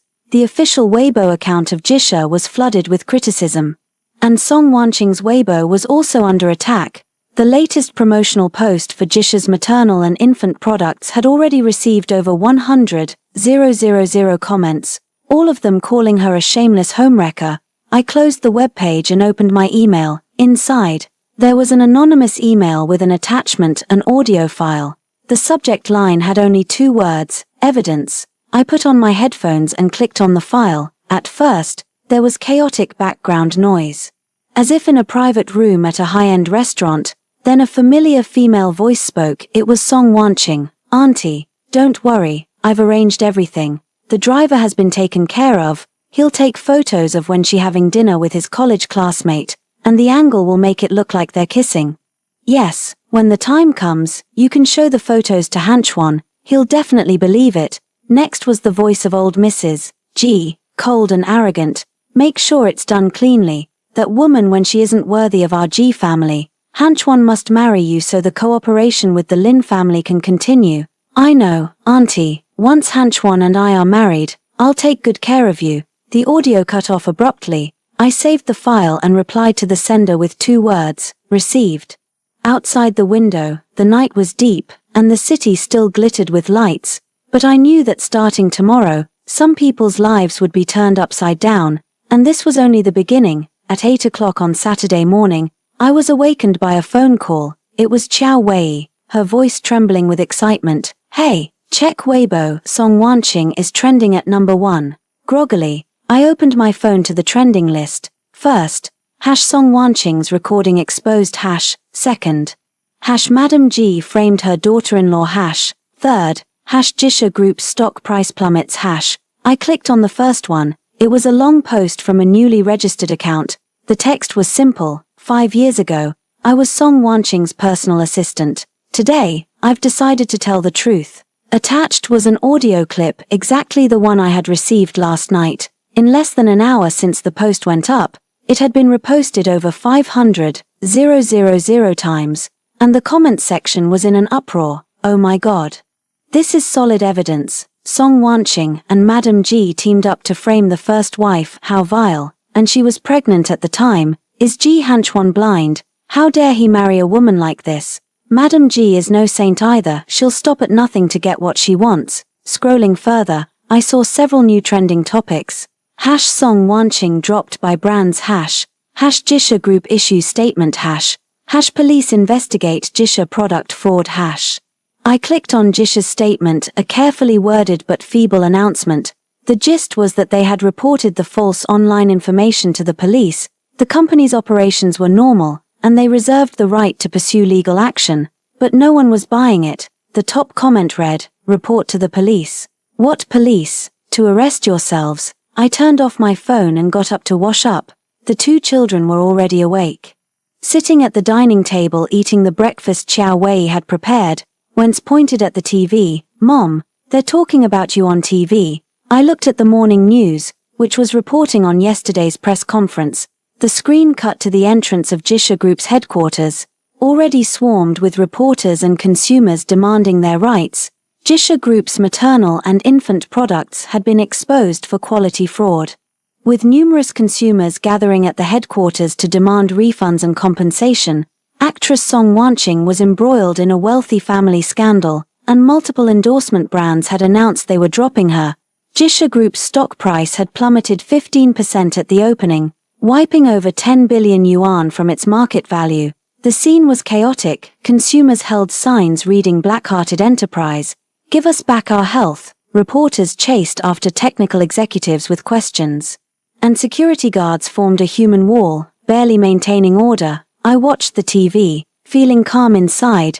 Qiao Wei walked over with a cup of coffee and whispered, "Madam G has been hospitalized. She was so furious she had a sudden attack last night and was taken in around midnight.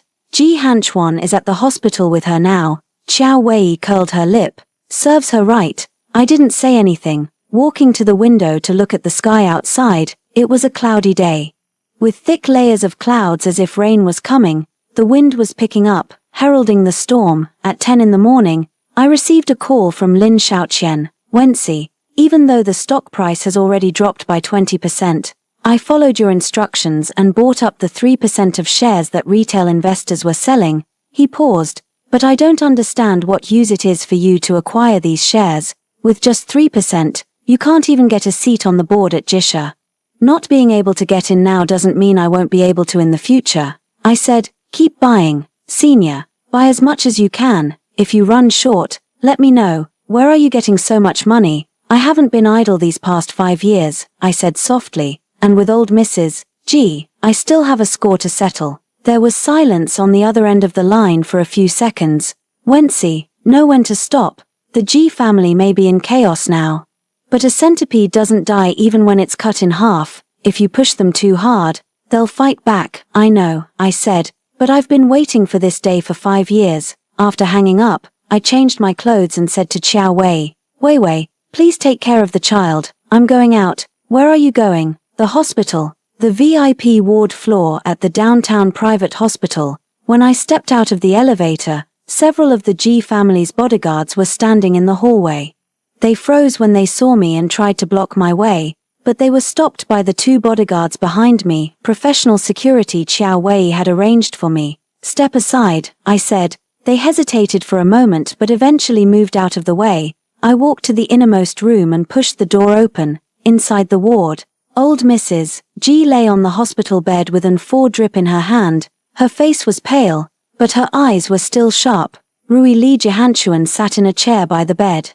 His back to the door. Hearing the noise, he turned and saw me. He stood up abruptly. Wency, what are you doing here? To see old Mrs. G, I said, walking in and placing the fruit basket I'd brought on the bedside table. After all, she offered me 5 million. Even though I didn't take it, old Mrs. G stared at me, her chest heaving violently. You still dare to come? Why wouldn't I dare? I pulled over a chair and sat down. Old Mrs. G, have you listened to that recording online? Her face turned even uglier. That's fabricated. It's slander. I'm going to sue you. Sue me. I laughed. You should first think about how to explain the product fraud to the police. Oh, and about the embezzlement, you thought you covered it up perfectly. But I have backups of all those accounts. Old Mrs. G's pupils suddenly contracted.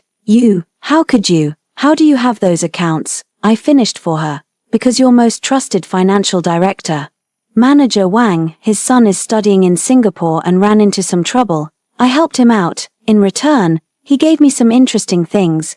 Ji Hanchuan looked at me in disbelief, then turned to his mother. Mom, is the embezzlement true? Old Mrs. G's lips trembled, unable to speak. It seems Mr. G still doesn't know. I stood up. Then let me tell you, over the past 5 years, your mother has embezzled at least 80 million from the G Group under various pretexts. 30 million was used to secure Song Wanqing's acting resources, 20 million went to her nephew to start a company, and the rest is probably in this hospital's account after all. A VIP ward costs quite a bit each year. Mom, Ji Hanchuan's voice trembled. Is this true? Old Mrs. G closed her eyes. 2 lines of tears sliding from the corners, a silent admission. Ji Hanchuan staggered, leaning against the wall as if all his strength had been drained in an instant. I looked at him, feeling no ripple of emotion inside. Ji Hanchuan, do you understand now? I said softly. Your so-called family, your so-called responsibility, it's all just an elaborately woven lie. Your mother would stop at nothing to control the company, to make you marry the person she chose. I paused. And you're just an obedient puppet. No, he shook his head. It's not like that, isn't it? You know the truth in your heart. I walked to the door of the ward and stopped, not looking back. I've already applied to the court for enforcement of the divorce agreement. The hearing is next Monday. As for the children, once all this is over, if they're willing, I can arrange for you to see them. But on one condition, you and your mother must never appear in my life again. Leaving the hospital room and closing the door, the hallway was quiet. I could hear the muffled sobs of Mrs. G and the questioning of Ji Hanchuan and Sai Ya from inside the room, but none of that concerned me anymore. As the elevator descended, I received a call from Xiao Wei. 11:11. Check the news. Song Wanqing is holding a press conference. I opened my phone to the live stream. On the screen, Song Wanqing appeared without makeup, her eyes red and swollen, crying to the camera. I was forced into this. Mrs. G threatened to blacklist me if I didn't cooperate. I love Hanchuan. I truly love him. All those things were orchestrated by Mrs. G. I was just a pawn. The reporters in the audience erupted in jeers. Miss Song, you claim you were forced, but 5 years ago, you knew Ji Hanchuan was married and still got involved with him. Were you forced then too? In the recording with Mrs. G, you didn't sound forced at all. Now you're shifting the blame to Mrs. G. Doesn't your conscience hurt? Song Wanching shook her head, crying. Unable to speak, the live stream was quickly cut off. I turned off my phone. When dogs fight, they both end up covered in fur. As I stepped out of the hospital, the sky began to drizzle. Standing under the eaves, I watched the rain cast a hazy, grey filter over the world. A car pulled up in front of me, and the window rolled down. It was Lin Xiaoqian. Get in, he said. I'll take you. I didn't refuse. The car's heater was on full blast, and Lin Xiaoqian handed me a cup of hot coffee. Warm your hands. Thank you. The car merged into the traffic, the windshield wipers swinging rhythmically as the city outside blurred into flowing colors in the rain. What are you planning to do next? Lin Xiaoqian asked. Wait for the court's verdict, I replied, taking a sip of coffee, then focus on raising my child and living well. What about the shares you acquired? He asked. Leave them for now, I said, even though this has been a devastating blow, and it'll take 3 to 5 years to recover. The Ji family's foundation is still there. If Ji Hanchuan can pull through this, he might make a comeback. Do you want him to make a comeback? I looked out the window and didn't answer. Did I want that? I didn't know. I'd hated for 5 years, taken my revenge, and felt a fleeting satisfaction. But the emptiness inside remained unfilled. Perhaps some wounds can't be healed by time, you just learn to live with them. The car stopped downstairs at my apartment, when Xiaoqian, called out to me. If you were willing to start a new relationship, would you consider someone close by? I turned to look at him. His ears were a bit red, but his gaze was serious. Senior, I said softly, right now, I just want to raise my 2 children well. I'm not considering anything else for the time being. He nodded and smiled. All right, then I'll be first in line. I got out of the car and walked into the rain. He didn't drive away immediately but waited until I entered the building before slowly pulling away. In the elevator, I looked at my rain-soaked reflection in the mirror. There was exhaustion in my eyes. But even more so, a sense of relief. 5 years, this long war was finally coming to an end. When I got home, the 2 children rushed over and hugged me. Mom, you're all wet. Go change your clothes, or you'll catch a cold. I smiled and hugged them back, giving each a kiss. All right, Mom will go change, and then I'll play with you, okay? Okay. In the bedroom, I changed into dry, comfortable home clothes and walked to the window. The rain was still falling, and the whole world was shrouded in a hazy mist. My phone vibrated, a new text message from an unfamiliar number. Court on Monday. I'll sign. The children, let me know when they want to see me. I'm sorry, and thank you for raising them so well. It was Ji Hanchuan. I stared at that message for a long, long time. But in the end, I didn't reply. Some apologies come too late, and some forgiveness I haven't yet learned. But perhaps time will provide the answers. Outside the window, the rain gradually lightened, and a faint glimmer of light appeared on the horizon. On Monday at the courthouse, the divorce case between Ji Hanchuan and me was heard in the family court. The public gallery was full. Qiao Wei, Lin Xiaoqian, and a few friendly media outlets. Old Mrs. Ji didn't come. She was reportedly still recuperating in the hospital. Ji Hanchuan sat in the defendant's seat, dressed in a black suit, his face pale but his back straight. His lawyer sat beside him. A stack of documents piled in front of them. The judge announced the start of the hearing. My lawyer spoke first. Your Honor, my client, MS, when she and the defendant, Mr. Ji Hanchuan, were married 8 years ago, 5 years ago. Due to the defendant holding a wedding ceremony with another person and their prolonged separation, the marital relationship has completely broken down. MS, when she signed a divorce agreement 5 years ago, but the defendant has delayed signing it. We now request the court to grant the divorce, confirm that the 2 children will be raised by MS, when she, and order the defendant to pay corresponding child support and relinquish visitation rights. Ji Hanchuan's lawyer immediately objected. Your Honor, my client acknowledges fault in the marriage but does not agree to relinquish visitation rights. The children belong to both parties, and my client has the right. Your Honor, I raised my hand. May I speak? The judge nodded. I stood up and looked at Ji Hanchuan. Ji Hanchuan, I have a question for you. 5 years ago, on the day I went for my prenatal checkup when I was 5 months pregnant, where were you? The entire courtroom fell silent. Ji Hanchuan's lips moved. his voice hoarse. Preparing a wedding. Whose wedding? Song Wanching. At that time we were still legally married, weren't we? Yes. Then what right does a husband who publicly holds a wedding with someone else while his wife is pregnant have to talk about paternal rights? Ji Hanchuan's face turned deathly pale, unable to speak. His lawyer tried to interject but was stopped by the judge. The defendant, please answer the question. Ji Hanchuan lowered his head for a long time before rasping out, I have no right, Your Honor. I turned to the judge. For the past 5 years, I have raised 2 children alone. Mr. Ji Hanchuan has never fulfilled any parental obligations, even during my most difficult times. His mother tried to force me to leave and give up the children with money. I don't believe someone like him is fit to be in the children's lives. The judge silently flipped through the case file. At that moment, Ji Hanchuan suddenly stood up. Your Honor, I request to withdraw all my defenses. His lawyer looked at him in shock. Mr. Ji, what are you saying? I agree to the divorce. Ji Hanchuan looked at me, his eyes rimmed red. I agree that when she will have custody of the children, I relinquish all my rights. A wave of suppressed gasps rippled through the courtroom.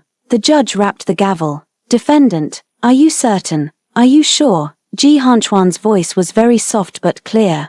I owe her too much. This is the only compensation I can offer. The final verdict came swiftly. The divorce was granted. Custody of both children was awarded to me. Ji Hanchuan was to pay monthly child support until the children reached adulthood. As for visitation rights, since Ji Hanchuan voluntarily relinquished them, the court respected the wishes of both parties. After signing the papers and walking out of the courthouse, the sunlight was just right. Xiao Wei rushed over and hugged me. We won, I smiled and patted her back. We won. Lin Xiaoqian also walked over, smiling gently. Congratulations. Thank you, senior. As we were speaking, Ji Hanchuan walked out. He stood on the steps, looking at me, as if wanting to say something but hesitating. Xiao Wei immediately stepped in front of me. What else do you want? Ji Hanchuan shook his head, took an envelope from the inner pocket of his suit, and handed it over. This is for you. I didn't take it. What is it? Divorce papers, he said hoarsely. I've signed it. And there's also a 5% share transfer agreement for Jisha Group. It's part of my personal holdings, for you and the children. I was stunned. Don't refuse, he said, stuffing the envelope into my hand. This is what you and the children deserve. I'm sorry. And thank you for raising the children so well. With that, he turned to leave. Ji Hanchuan, I called out to him. He stopped but didn't turn around. The children, I paused. If you really want to see them, you can, but I must be present, and it depends on whether they're willing. His shoulders trembled slightly, and after a long moment, he said, okay. Then he strode down the steps, got into the black Bentley, and drove away. Xiao Wei looked at the envelope in my hand and chuckled. Are you really going to accept it? I put the envelope into my bag. This is what he owes the children. That evening, I made a lavish dinner at home to celebrate the beginning of a new life.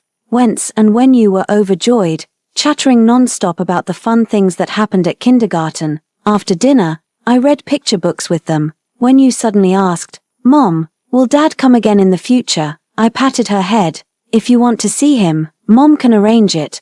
But remember, no matter what, Mom and Dad will always love you. Wentz leaned against me and whispered, Mom, I kind of want to see him. My heart softened. Why? Because he looked really sad, Wentz said, lifting his head, and he is my dad. I hugged him tightly. Okay, then Mom will arrange it. A week later, I took the children to the playground to meet Ji Hanchuan. He arrived early, dressed in casual clothes, holding 2 teddy bears in his hands, as nervous as a high school student on his first date. When he saw us, he immediately stood up. For Wen-Che and Wen-Yu, he crouched down to their eye level. I'm your dad.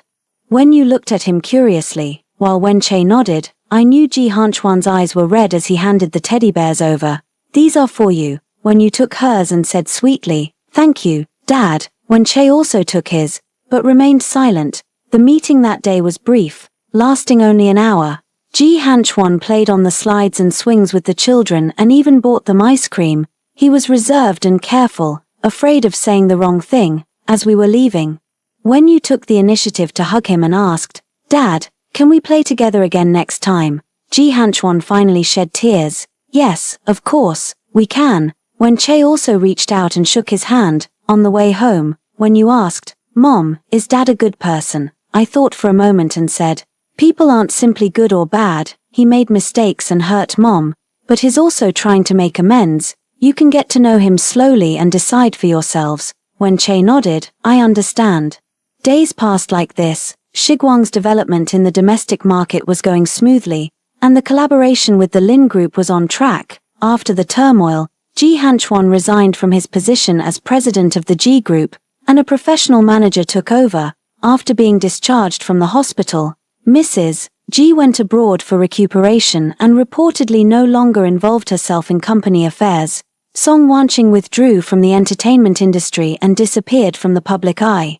Everything seemed to have settled down. 3 months later, on an ordinary weekend afternoon, I received a call from Ji Hanchuan. When his voice sounded a bit strange. I'm on the rooftop of the G Group building. Can you come over? There's something I want to give you in person. I frowned. What is it? You'll know when you get here, he said. I'm alone. No one else is here.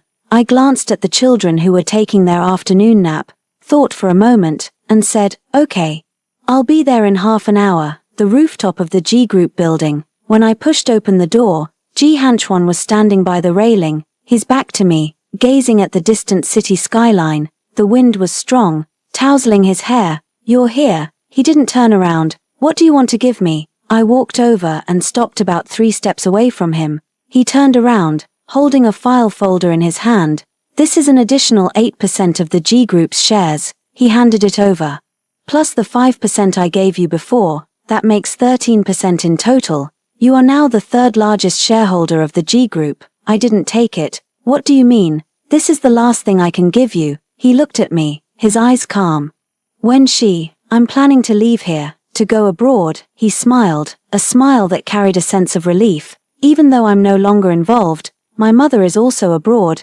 There's nothing left here worth holding on to, except for you and the children. I remained silent. Before I leave, I want to give you everything that should be given, he said, stuffing the file folder into my hand. These shares are enough to ensure that you and the children never have to worry about food or clothing for the rest of your lives. Even if the Shiguang project fails, you'll have a way out. I don't need it. You do, he interrupted. When I know you're strong. You can live well on your own. But this is the only thing I can do for the children as their father. Please accept it. Consider it my final gesture. I looked at the file folder in my hand, feeling its weight. When are you leaving? Tomorrow. He looked into the distance. The flight is in the morning. Do the children know? No. He shook his head. Don't tell them. I'll video call them once I'm settled. The rooftop fell silent, with only the wind howling for a long time before Ji Hanchuan finally spoke. Wency, can you answer one last question for me? If it weren't for that wedding, if it weren't for my mother, could we have made it to the end? I looked at him. This man I had once loved, hated, and ultimately chosen to let go. Life has no what ifs, if, I said softly. Ji Hanchuan, we should both look ahead now. He was stunned for a moment, then smiled. Yes, look ahead. He reached out his hand. Let's shake hands one last time. I wish you and the children eternal happiness. I took his hand. It was very cold. Take care of yourself too. Letting go, I turned to leave. Wency, he called out to me from behind. I turned back to see him standing at the edge of the rooftop, the wind lifting the hem of his clothes. His figure so frail it seemed he might be blown away at any moment. I'm sorry, he said, and thank you for once loving me. My nose stung, but I held back the tears. Goodbye, Ji Hanchuan. Goodbye. I walked down from the rooftop and closed the door. As the elevator descended, I looked at myself in the mirror, and the tears finally fell, not for him, but for that dead love, for the naive and foolish person I once was, for all the pain and struggle of these 5 years. But after crying, that empty place in my heart, which had been hollow for so long, seemed to finally be filled, not with forgiveness, not with release, but with a simple acceptance. Let it be. Just let it be. When I got home, the children were already awake, playing with building blocks in the living room. When you ran over and hugged me, asking, Mom, why are your eyes red? I crouched down and hugged him and Wen Cheng, saying, Mom is just very happy. Why are you happy? Because I have you. I kissed their little faces. With you, Mom is the happiest person in the world, Went said seriously. We are too. Outside the window, the sun was setting, painting the sky a warm orange red. A new life had begun, and I could finally truly move forward.